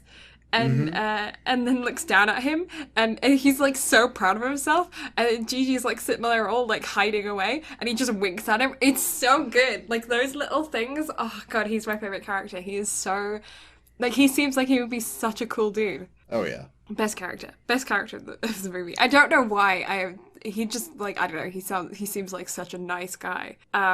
But anyway, so then she ends up getting an invite to a party to go to by Tombo, and he's found her again. He's stumbled across her again, and he's like, oh my god, what does he call her? Little witch or witch lady or Miss something? Witch. I don't know, just witch. And he's like fascinated with her, and he's also fascinated with flying. He loves to fly. He wants to fly, and so he invites her to a party. He wants her to go with him, and they're going to be celebrating a fly party. It's like a fly party that you don't really figure out what it is that they're celebrating at this moment. But she ends up also getting a delivery at the same time from a phone call through the bakery, because she's using the bakery phone as not just the bakery phone, but also for her delivery service. And it is from a little old lady who, when she goes out to go visit, her caretaker is like fascinated with witches. Caretaker is also like best girl. Best girl is the caretaker of our house, because, oh my god, she was so excited, like her trying the broom in the hallway and then like having to run back and adjust her skirts. She's so cute. Like, adorable. And her getting excited about the catastrophe happening, like, later on. She's amazing. Oh yeah. But yeah, so she goes there and she finds this little old lady whose oven has broken, but she was making a pie, a herring and pumpkin pie, which I have never had before and doesn't sound too appealing, but we'll go with it. But it looks adorable. Beautiful. Yeah, it looks it's beautiful. like it made me want to try it, just because they made it seem like the granny had put so much work into it. Oh It's yeah. like, oh, I would try that for Granny. I would love it. Yeah, there's no way you could say no to her. Well, apparently But there is, because we find out later, but, the there's no way best I Granny could say award no. goes to this lady, like hands down. Yeah. But her oven is broken, her electric oven is broken. But Kiki's like, that's no big deal. I am familiar with that log oven over there that you've got. Because I used to help my mum with that all the time back at the old house. And then both the two little old ladies complain about electricity for a hot minute, and it's very cute. So she goes out to the woodshed and grabs a bunch of wood and comes back in, and Kiki sets up the log oven and cooks the pie. And time is ticking at this point. Like, she's supposed to be picked up for the party at 6. And time is coming through. It's ticking away. And she's like, well, it's going to take me 15 minutes to fly back to the bakery, so I've still got time. And before they realize it, she's pretty much out of time, and she's like, it's fine, I can manage it. And then the little old lady says, oh, but hun, that clock's 10 minutes slow, so you are late. And so Kiki runs out the door with the pie, and flies as fast as she can over to the place where it's supposed to be delivered to this little old lady's granddaughter. While she's flying over there, it starts to rain. And she is soaked to the bone when she arrives, but she has managed to protect the pie. And she knocks on the door, and the door opens, and it's this girl who is clearly well off. And she is not happy to be receiving a pie from her grandmother. She is not happy about her relationship with her grandmother, and she doesn't want the pie, and she's not very nice. And Kiki's upset because she's like, well, this little old lady's so cute, she worked so hard for that pie for you, and you don't even know the half of it. But she doesn't say anything. She can't say anything. She's a delivery girl. And so she hops on her brain. She hops on her brain. Somebody hopped on their brain. Yeah, not me, apparently. Yeah, so she hops on her broom and flies back to the house. And she goes straight to bed. She's all sulky because she didn't get to go to her party because she is dripping wet. There's no way that she could be ready in time. And but he waited so long for her as well. He was like standing outside waiting for her. He like stood outside in the rain for 45 minutes or something like that waiting on her. And she gets back like right as he's leaving. Like he's halfway down the street. Yeah, she can see him. Yeah. But she's also really dejected. Like, she's not feeling good after that experience. So, but it's also sad. It's just like, you should have just gone with him. Or at least just, like, had a chat with him, then been, like, found him and just been like, hey, I can't go. Like, I'm soaking wet. Enjoy your party. Like, come on, go. But you're also 13, so I understand. But still. There's a couple of times in here where I get really mad at her. But I'm also like, but you're 13. So I get it. But, like, girl, like, get over it, fam. Let's go. Get over it. Get over it. But yeah, so she then goes back to her room, and as she gets to her room, she strips off all of her clothing, gets into bed, and then wakes up because she got wet. What happens in anime when somebody gets wet? They immediately get sick. Immediately. The next morning she wakes up with a fever, because apparently if you have a cold in Japan, it has to be accompanied by a fever. You cannot just have a snuffly nose.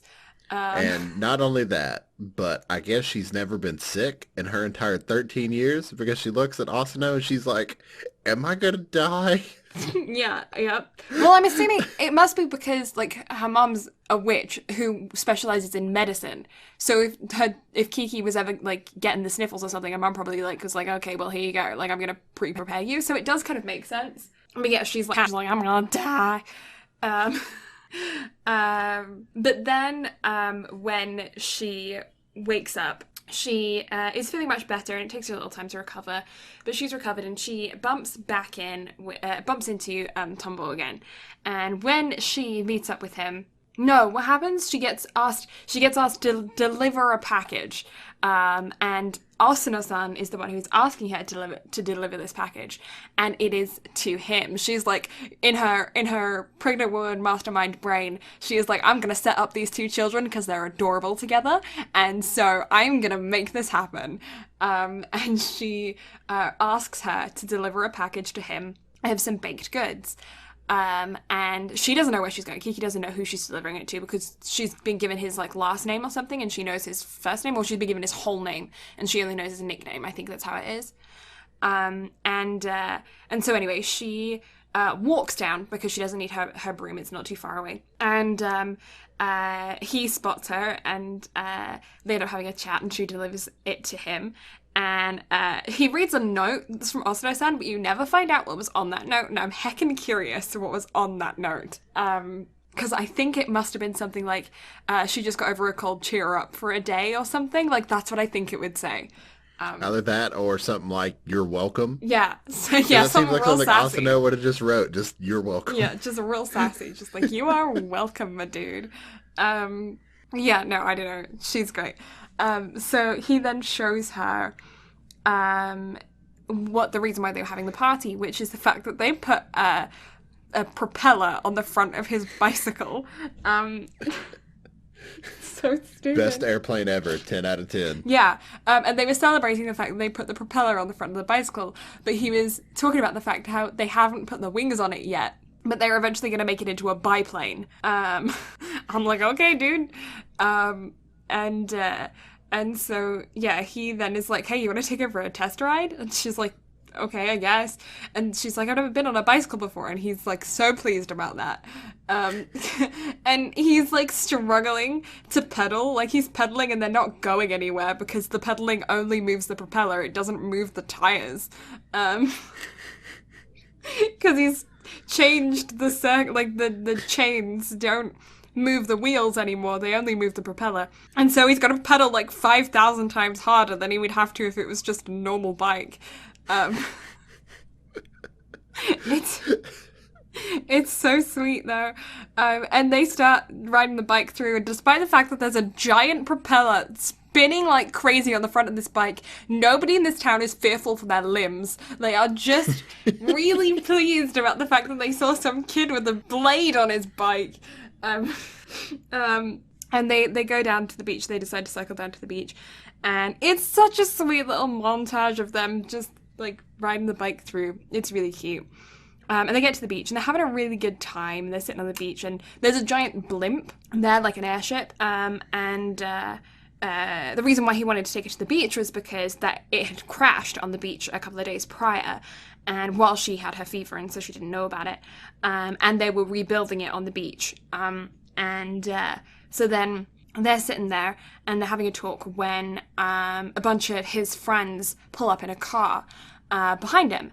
And he turns around and they start having a conversation. He's like, and the friends are like, hey, two of which happen to be girls. And they're like, hey, we know the captain. He's going to let us go inside. Do you want to come with? And he's like, yeah, I want to come with, because he's like, this kid's obsessed with flying, right? So he's like, yes, I want to go with. I want to go inside the giant blimp. And like, I can't blame him. And so he runs back and he tells Kiki about it. He's like, Kiki, you want to come with? You want to come with? And she gets real bitchy real quick. Oh, yeah. She just flips a switch. I blame this entirely on hormones. Because even afterwards, she retrospectively, she's thinking back at what she said, and she's like, "What the fuck's wrong with me, dude?" But yeah, I think it's probably just like she got real jealous and didn't know what to do with the fact that she was feeling jealous, and so took it out on him. Because, like, at this point, she doesn't really have any friends that are her own age other than him. Like, she wants to wear pretty clothes, but she can't wear pretty clothes because witches are supposed to wear black, and she also doesn't have the money to buy any. She's been forced to, like, well, not forced to, she was super excited to go, but, like, because of her customs, kind of forced to leave her home at 13. Like, she's gone through all of this stuff that these guys haven't experienced and have lived a pretty carefree life as not witches, you know? They're just normal teenagers. And you can see that she's jealous of that circumstance. She's jealous of the clothes that they're wearing. She's jealous of their interacting. She's jealous of that whole circumstance. And then she's also jealous of the fact that there are girls there and that she doesn't want him interacting with the girls. In my head, that's how I took that. It's never actually said, but that's how I took that. Not only that, but the girl that was in the car with them was the granddaughter. Yes. I was gonna say, did you mention that? Yeah, no, I didn't mention that. But she was the one that dejected the cake, so she was real pissed about that too. Yes, yeah, I forgot about that part. Thank you for reminding me. So she gets, she then, when she gets back home, she tries to talk to Gigi, and Gigi's just meowing back at her, and she's like, "What are you doing, Gigi? Like, talk to me." And then she tries to ride her broom because she gets scared, and she realizes that her magic power is like dwindling, like it's not anywhere near as strong as it was, and she can't fly for more than like a second in the air, and she can't communicate with Gigi, and so she's panicking, right? She decides to take time off of work. She's still helping around the bakery, but she can't do her delivery service because she can't fly. She's not talking to Tombo anymore. And she's, just kind of like stays away from everything for a while, gets really sad. And when she does, that is when forest artist girl, who I can't remember the name of, I didn't write it down, silly me. I can't think of it either. Yeah, but she comes back out from the woods and decides to come visit her because she had actually asked Kiki if she could paint her when they were back in the woods, and Kiki was supposed to come and find her, but never did. And then when she comes back into town, she was like, "Hey, you never came and visited me, so I came to visit you." And they start talking, they have some girl talk, and she's just like, "Hey, what you need is a breath of fresh air. You need some time away from the city. You're used to being in the country. Let's take you back out to the country. And you can spend the night at my place. We'll have a girls' night." And so they hop on a bus and they hitchhike their way back into the woods, back to the cabin. And when they open the cabin door, that's when Kiki discovers that Artist Girl has done an absolutely beautiful painting of different spirits, of different animal spirits, and of a girl. And when Kiki inquires, she finds out that the girl is her. And it's super cool. And then they have like a really sweet heart-to-heart moment where the artist basically talks to Kiki and says, you know, art is very similar to witch's spirit. Like the energy of an artist is very similar to the witch's spirit. Sometimes you can draw and you can paint and it's easy, and then other days you can stare at a blank page for hours and nothing comes to mind, or you can do a sketch but you realize that it's just a copy of somebody else's work, it's nothing original.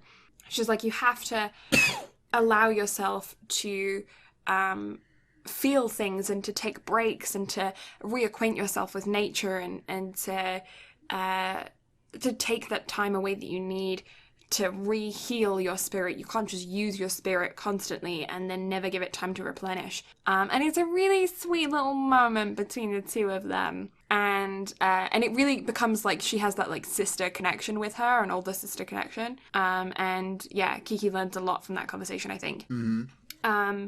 And then the next morning, she goes back home. And when she's back, Osano-san says, you have a delivery. And Kiki's like, well, I can't do any deliveries. I don't have any magic spirit yet. You know, I'm still recovering. And she's like, oh, it was the old lady from before. She's like persistent, you have to go. And she's like, okay, fine. And so she goes. And then when she gets there, she goes there and the old lady's like, oh, you know, I'm feeling pretty worn out today, so I'm sorry I can't get up to greet you. But the delivery is in that box over there. Would you mind opening the box? And when she opens, it's a cake for Kiki, and it's so cute.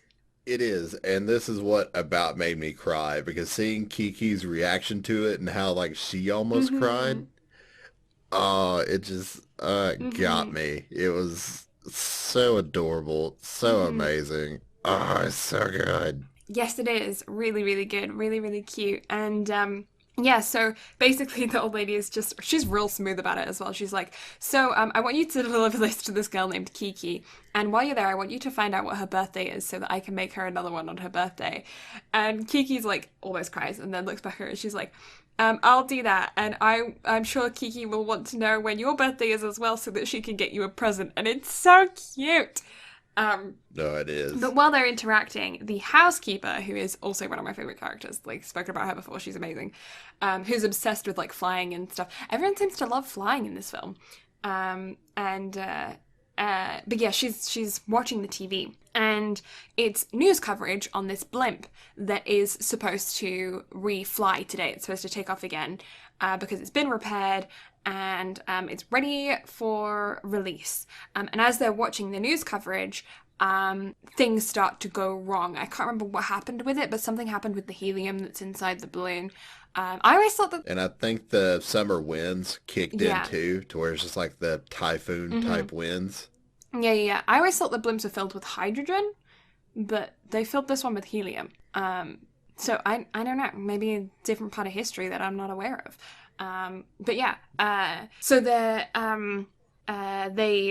watching the news coverage, and as they're watching it, the blimp is flying everywhere, and it's getting blown away, and they're all trying to like hold it down because there are people inside the blimp, and as they're like holding it, it's still flying away. The winds are too strong, and there are malfunctions happening, and it's like losing control, and they're holding onto this rope that's attaching it to the ground, which is attached to a car. And even still, with all of those people holding onto the rope, even though it's attached to the car, the winds are too strong, it takes off. And not only does it take off with the rope attached and the car attached, Tombo is also holding onto the rope because, of course, he was obsessed with flying and excited about it and was there at the launch. And he is the last one remaining on that rope.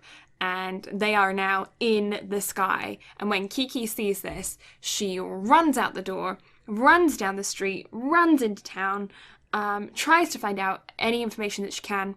And as she's running, she sees an old man who is holding a brush broom. And she's like, would you mind if I borrow your broom? And he's like, yeah, okay, I guess. And then she gets on it, and she practically goes Super Saiyan with how hard she tries. And the tail feathers like poof out of the bottom of the broom. Her hair goes poof. The winds around her start swirling, and she manages to take off, but she doesn't do it gracefully. No, there's no grace to that whatsoever. No.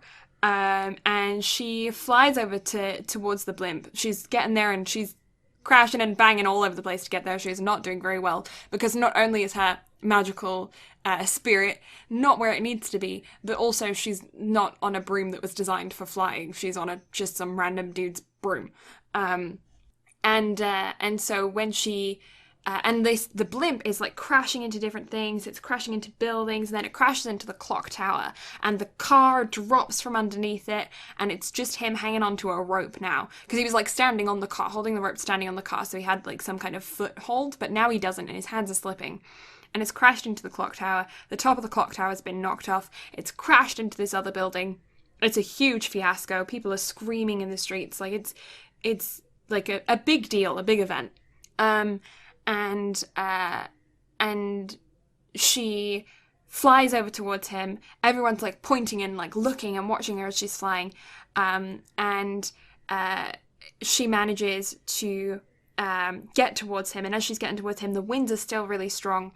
And she's not able to get close enough to him. He's swinging with the rope. She doesn't have control over this broom. She can't get his hand, and he falls. And she nosedives down, flies down to get him, grabs his hand, saves him in the last second. It is a goal in the 93rd minute kind of scenario. Could you tell him English then? That was a football thing. No. Sorry. 90 minutes, 3 minutes would be injury time if there's like 3 minutes of, although they don't call it injury time anymore, but yeah, it's a 90-minute game, 45 minutes in the first half, 45 minutes in the second half. And then they have like injury time for like any time that the referee stops playing during football. They calculate that time up, and then at the end of the 45 minutes, they add that time on to the end. So if there was ever an injury or like a booking or any kind of like thing that happened with the pitch, so it needed to be stopped for a moment, then they add that time onto the end. So like a 93rd minute means that it's 3 minutes overtime. So 93rd minute goal is like what you dream of in Legends. Soccer with blue. Yeah. It's that kind of situation, and then the guys come running over with a trampoline so that if he falls, he would fall into that, but like afterwards. And then they're getting interviewed, and she just looks like bleary-eyed and blinky the whole time, but he is having the best time being interviewed. Did you see that in the background? Him like getting interviewed as well? Oh yeah, that was my broom. That was my broom. And so, but yeah, she ends up saving him, and that's kind of the end of the film. She goes back, and she's still at the end of the film. She still can't really talk to Gigi. Like Gigi still meows at her and doesn't have a conversation with her. But he's also had kittens with the other cat, and it's very cute. It's an adorable little end, but it makes you wonder what is going to happen next with her if she gets her magic powers back to the point where she can communicate with Gigi again. Because it does kind of leaves you on a very, very happy ending. It wraps things up nicely, but there is definitely room for your imagination to go wild with the end of this movie. Well, you see, I kind of saw it as like Gigi was conforming to the other cat because he started meowing before she actually lost her powers. Yeah, because the other... I always kind of looked at it as like he was just like conforming to, I guess, be with her, because at the beginning the cat was being very snooty with him. But the more time they spent together, the more she kind of opened up. So I don't know if it's just because he conformed and just slowly became a cat rather than a familiar. Yeah, I'm not sure. Yeah. So my question is, after us discussing the entire plotline of this film, what do you think happens next with Kiki? I'd say she goes back home, like talks to her family about everything. And then I'd say she goes back and just continues running her delivery service, because she's always talked about how, like, I don't necessarily have any special abilities for her to work on, but she does, like, she starts her own business and loves it and enjoys it. So I'd just say she probably continues on with that. Yeah. But I don't know. It really makes me want to get my hands on the like children's book and see if there's anything past that. Yeah, see if it was a series. So I don't know, but I'm curious. I'm curious to see if there is more or if we're just left with that. Because even if it is left at that, I'm happy. Me too. Like that film was amazing. Like I have nothing negative to say about it. I think everything was played very well together. Like there was no, I didn't have any faults with the film whatsoever. No, genuinely me either. Like it was so good. It's just good. It's a film where nothing much happens. Like the plot line, you'll notice, like it didn't take us too long to go through it. Nothing is crazy intense that happens through it. There's no, like, it doesn't lay out the same way that most movies do. You know, you have a short beginning, a large middle that goes through up to a peak, and then a short end. And that's kind of like your plot line for a movie. It's like a little flat line, large increase, a little tiny dip whereas things wrap up, and then another flat line. And that's kind of like your, like a heart monitor kind of like thing. But with this film, it's not laid out like that. It's just about little tiny stories, and then the last story being the biggest or like most intense, but it's also not like it's not like the vast majority of the film. It still takes up about the same amount of time, I'd imagine, as the first story with Gigi the cat being in the forest and in the household pretending to be the other cat with the toy cat in the forest, you know? And then the second one with the granddaughter and the pie. Like, it feels like they're all about the same length of time. They're just little stories. It's very slice of life. It's very, like, it's not arced the same way that most movies are. And it's such a good, just sweet little glimpse. It's just a glimpse into Kiki's life. You don't get a lot. You don't get any backstory. You don't get any future. It's just that summer. That's all you get. Yeah. I mean, even the like extra bit at the end, like during the credits, because you don't hear anything further past the credits. You don't know like what happens with her relationship with Tomba or anything like that. Otosan at the very end goes into labor and has the baby. I didn't mention that. Yeah. So it's just like it all takes place just within that year. So it's like Blue said, there is no past. Like the beginning does world building for you, but that's essentially it. Everything else you literally have to piece together yourself, although it's not that hard. Yeah. And then there's no future. So it only takes place over 2 months, maybe? Maybe if you include the credits, I would say it probably takes place closer to like a full year, give or take. Yeah. But either way, like there's not... It's not a significant amount of time. No. So my question is, what do you rate it? Oh, 10 out of 10. Agreed. So good. Agreed. Like I feel like, and this isn't just me speaking with it being a Ghibli film, like I can't fault it on anything. No, like, there's not one thing I would change about it. No, not like, one there's thing. nothing wrong. And for there to be like the typical storytelling trope of, you know, good guy, bad guy, all that other stuff, like there's none of that. It's just an amazing, wholesome story with like really good character development. And I can't fault it. 10 out of 10, hands down. Yeah. No, the cinematography, the music, the writing, the visuals, the voice acting. I watched it in Japanese. Did you watch it in English? I watched it dubbed. There was, I could be mistaken, like some of the dubbing.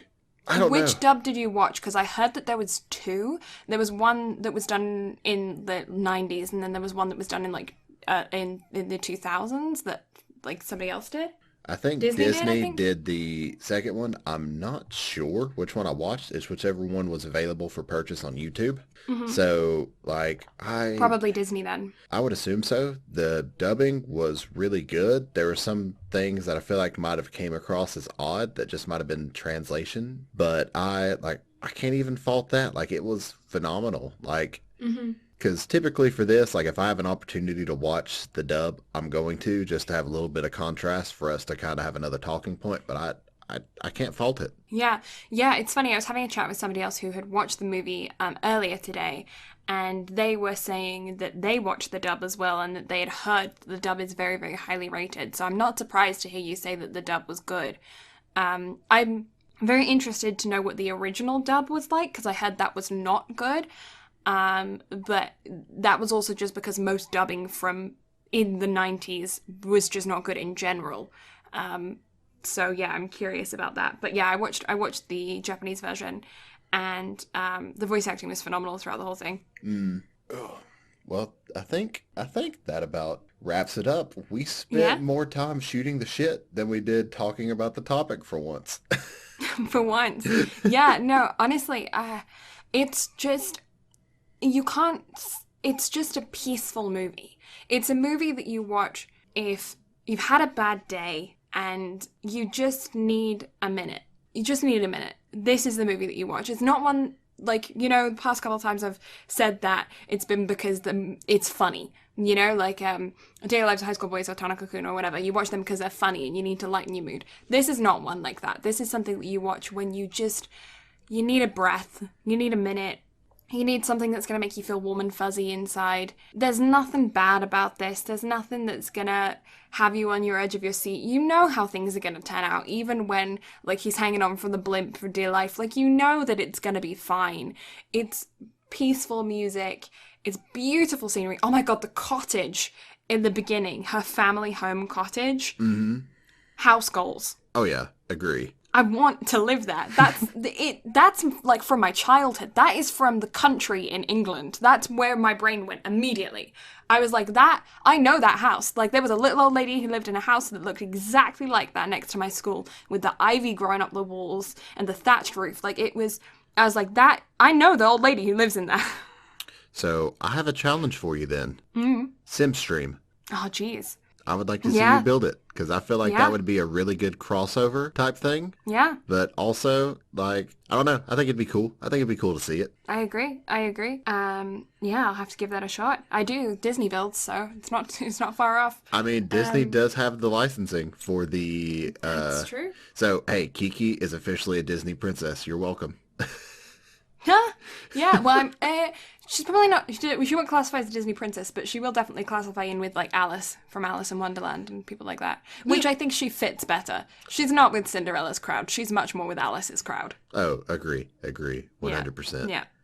And, yeah, this is one of those films to where, like, I can recommend it to literally anyone. Old, young, like, doesn't matter what's going on in your life, where you're from, anything. Like, this is... Everyone needs to watch this film. Just watch it. Like, get a VPN, set it somewhere else if you have to, buy it. Like, just go watch it. Like, it's so good. And I realize we say that for everything that we've covered so far, but it's, like, I don't know. Like, there's not enough good that can be said about this film whatsoever. Well, I will say that the reviews of this film, when I was looking at the reviews for it, everyone was saying... This is my fourth time watching it. This is my fifth time watching it. This is my third time watching it. This is the second time I've watched it. I can't believe I didn't watch it more frequently than this. How have I never seen this before? This is the first time I've watched it. I'm going to be watching it 5 times this evening. Like, it's... The rewatchability of this is not just up there. It's impossible not to want to watch it again. Like, I don't understand how... I genuinely finished the film and nearly just hit replay. Yeah, like, I wanted to sit back and rewatch it today just to, like, for one, like, replant it in my memory, but two, like, it's just that good. Like, if I ever have children of my own, like, they will watch this film. If I ever get a girlfriend again, like, I will make her watch this film. I will make everyone watch this film. It's that good. Like, I made Walker and Bree sit through it, although they absolutely adored it too. Like, there's... Yeah. Like, there's nothing like, I'm going to go get my mom to watch it. My mom's going to love it. Like, I'm like, Mom, go watch this. Like, yeah. Yeah, like, just go watch it, please. Like, it's wonderful. Hands down, 10 out of 10.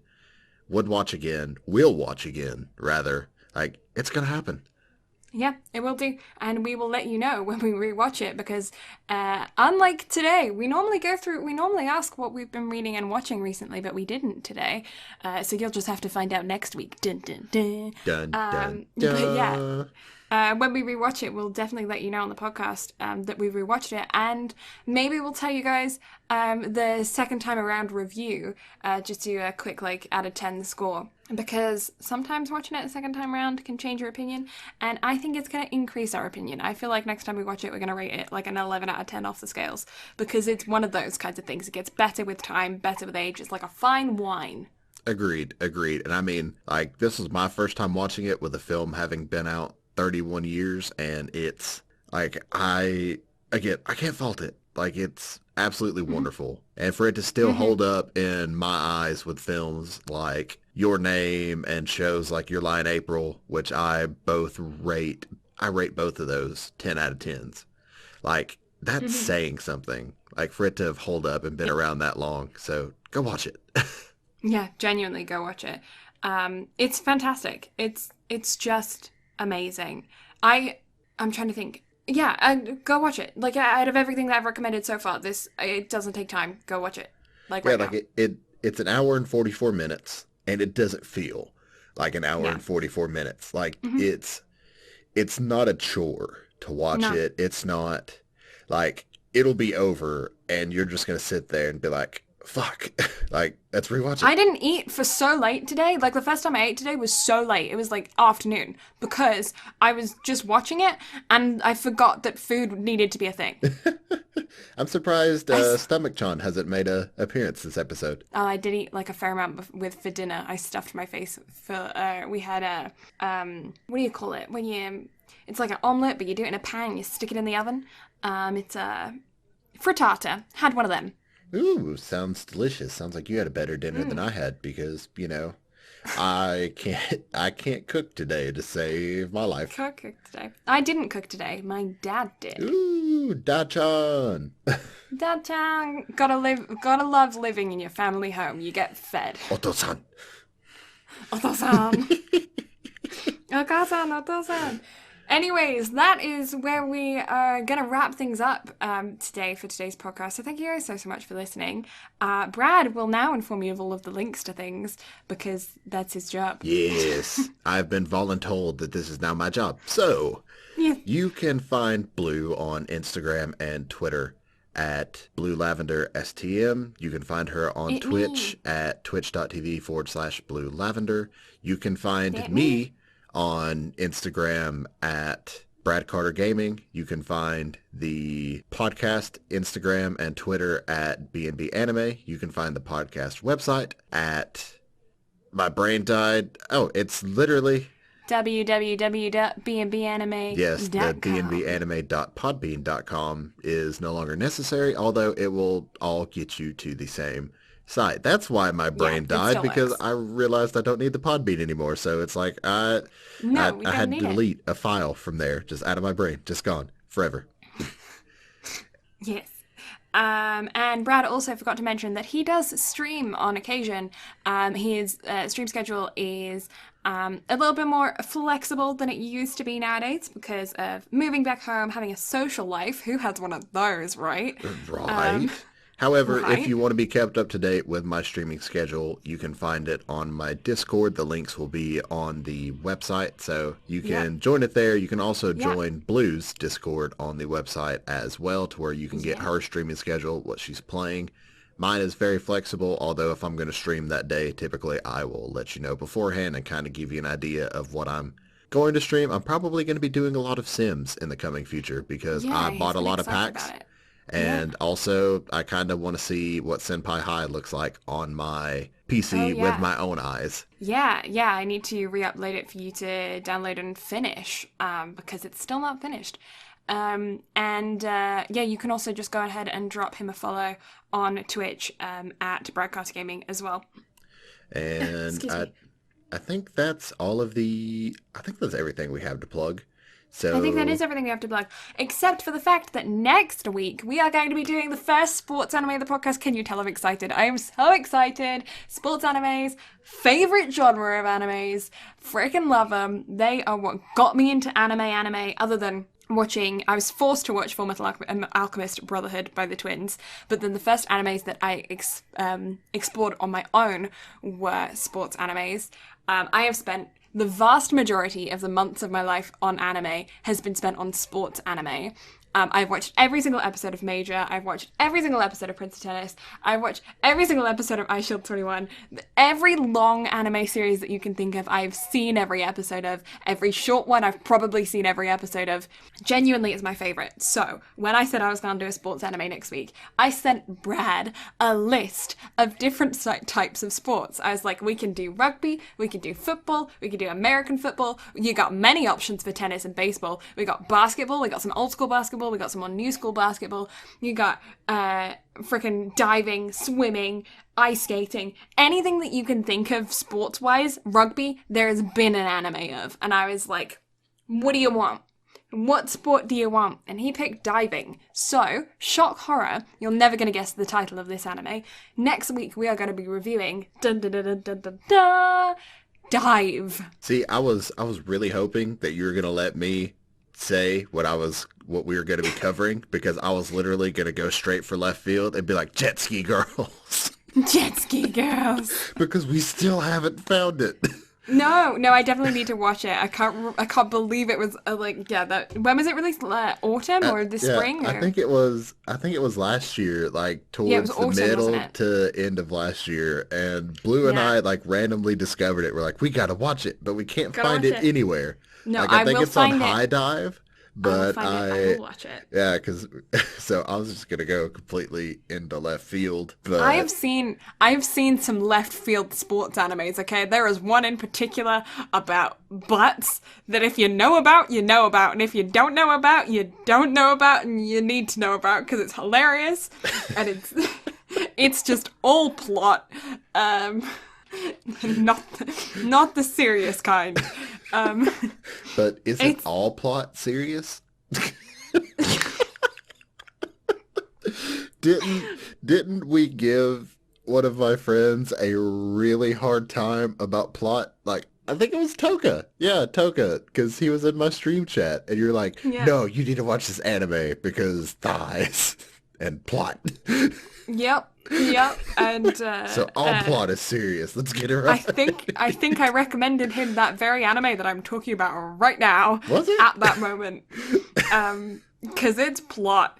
But yeah, I've seen every sports anime you can think of. I pride myself on covering all of the sports animes. Have you seen the badminton one? I've seen all of them. All of them. All of them. No, I definitely haven't seen all of them, but I do pride myself on the fact that I have watched a vast majority of sports animes, including the old school ones. And I very, very much enjoy sports animes. I think they're fantastic. I was debating on whether or not we would cover something really big like Haikyuu, which has a massive following and is very highly rated, and I very much enjoyed. But there are so many seasons of Haikyuu, I feel like we need to do a Haikyuu special and maybe go through and do one or two really detailed, 2 or 3 maybe podcasts on Haikyuu, because there's 4 seasons now. Yeah, so I was going to say, with something like that, or like My Hero Academia, like we could dedicate like maybe a month to. Yeah, and do a special one. Yeah, like do an episode on a season or something like that, or even Food Wars, because Food Wars with being into season 5 now, which I think we need to cover Food Wars anyway, because as much as we talk about it and love it. Mm-hmm. I feel like we ought to break it up a little bit, though, because people might get a little bit... We'll see. Let us know. Should we do it all in one go, where we have, like, a month long of, like, Haikyuu month, where we release a podcast on Haikyuu every single week for that month?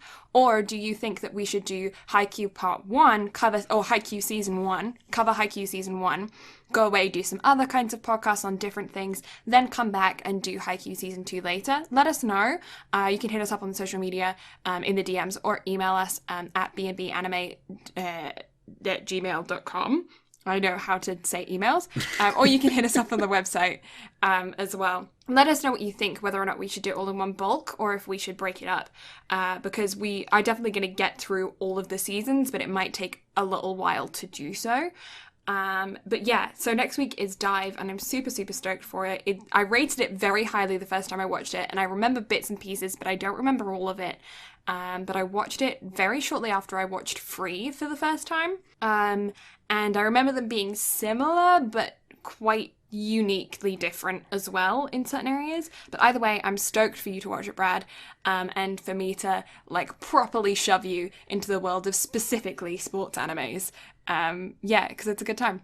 Yeah, because the only sports animes I've legitimately sat down to watch have been Haikyuu. I've got through a few episodes of the first season, but I haven't made it any further than that. And then whatever that badminton anime was, because I didn't think badminton could go in depth and hard, but it went hard.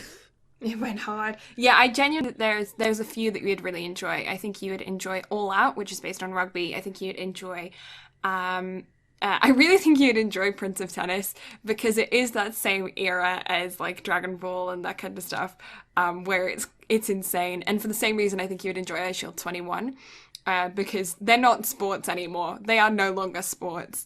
Kuroko no Basket is also a basketball one.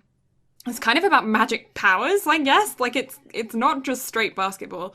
But yeah, there's so many good sports animes, and yeah, this is I gave him a sport, he chose diving, and so here we are. That was literally just what my eyes like went to first out of the whole list. But there are plenty of Oh yeah, things there's that even one on I would archery that like I to really cover. want you to watch. That's fairly recent, fairly modern. It's super good. Ooh, I'm also down for archery one, so we'll have to cover that at some point in the future too. Yes, yeah. But anyway, we're gonna stop rambling and bid you adieu. Yes, so thank you all so much for watching. We greatly appreciate it. And we will catch y'all next week for Dive. But until then, Bye. bye-bye. I got eager. Bye.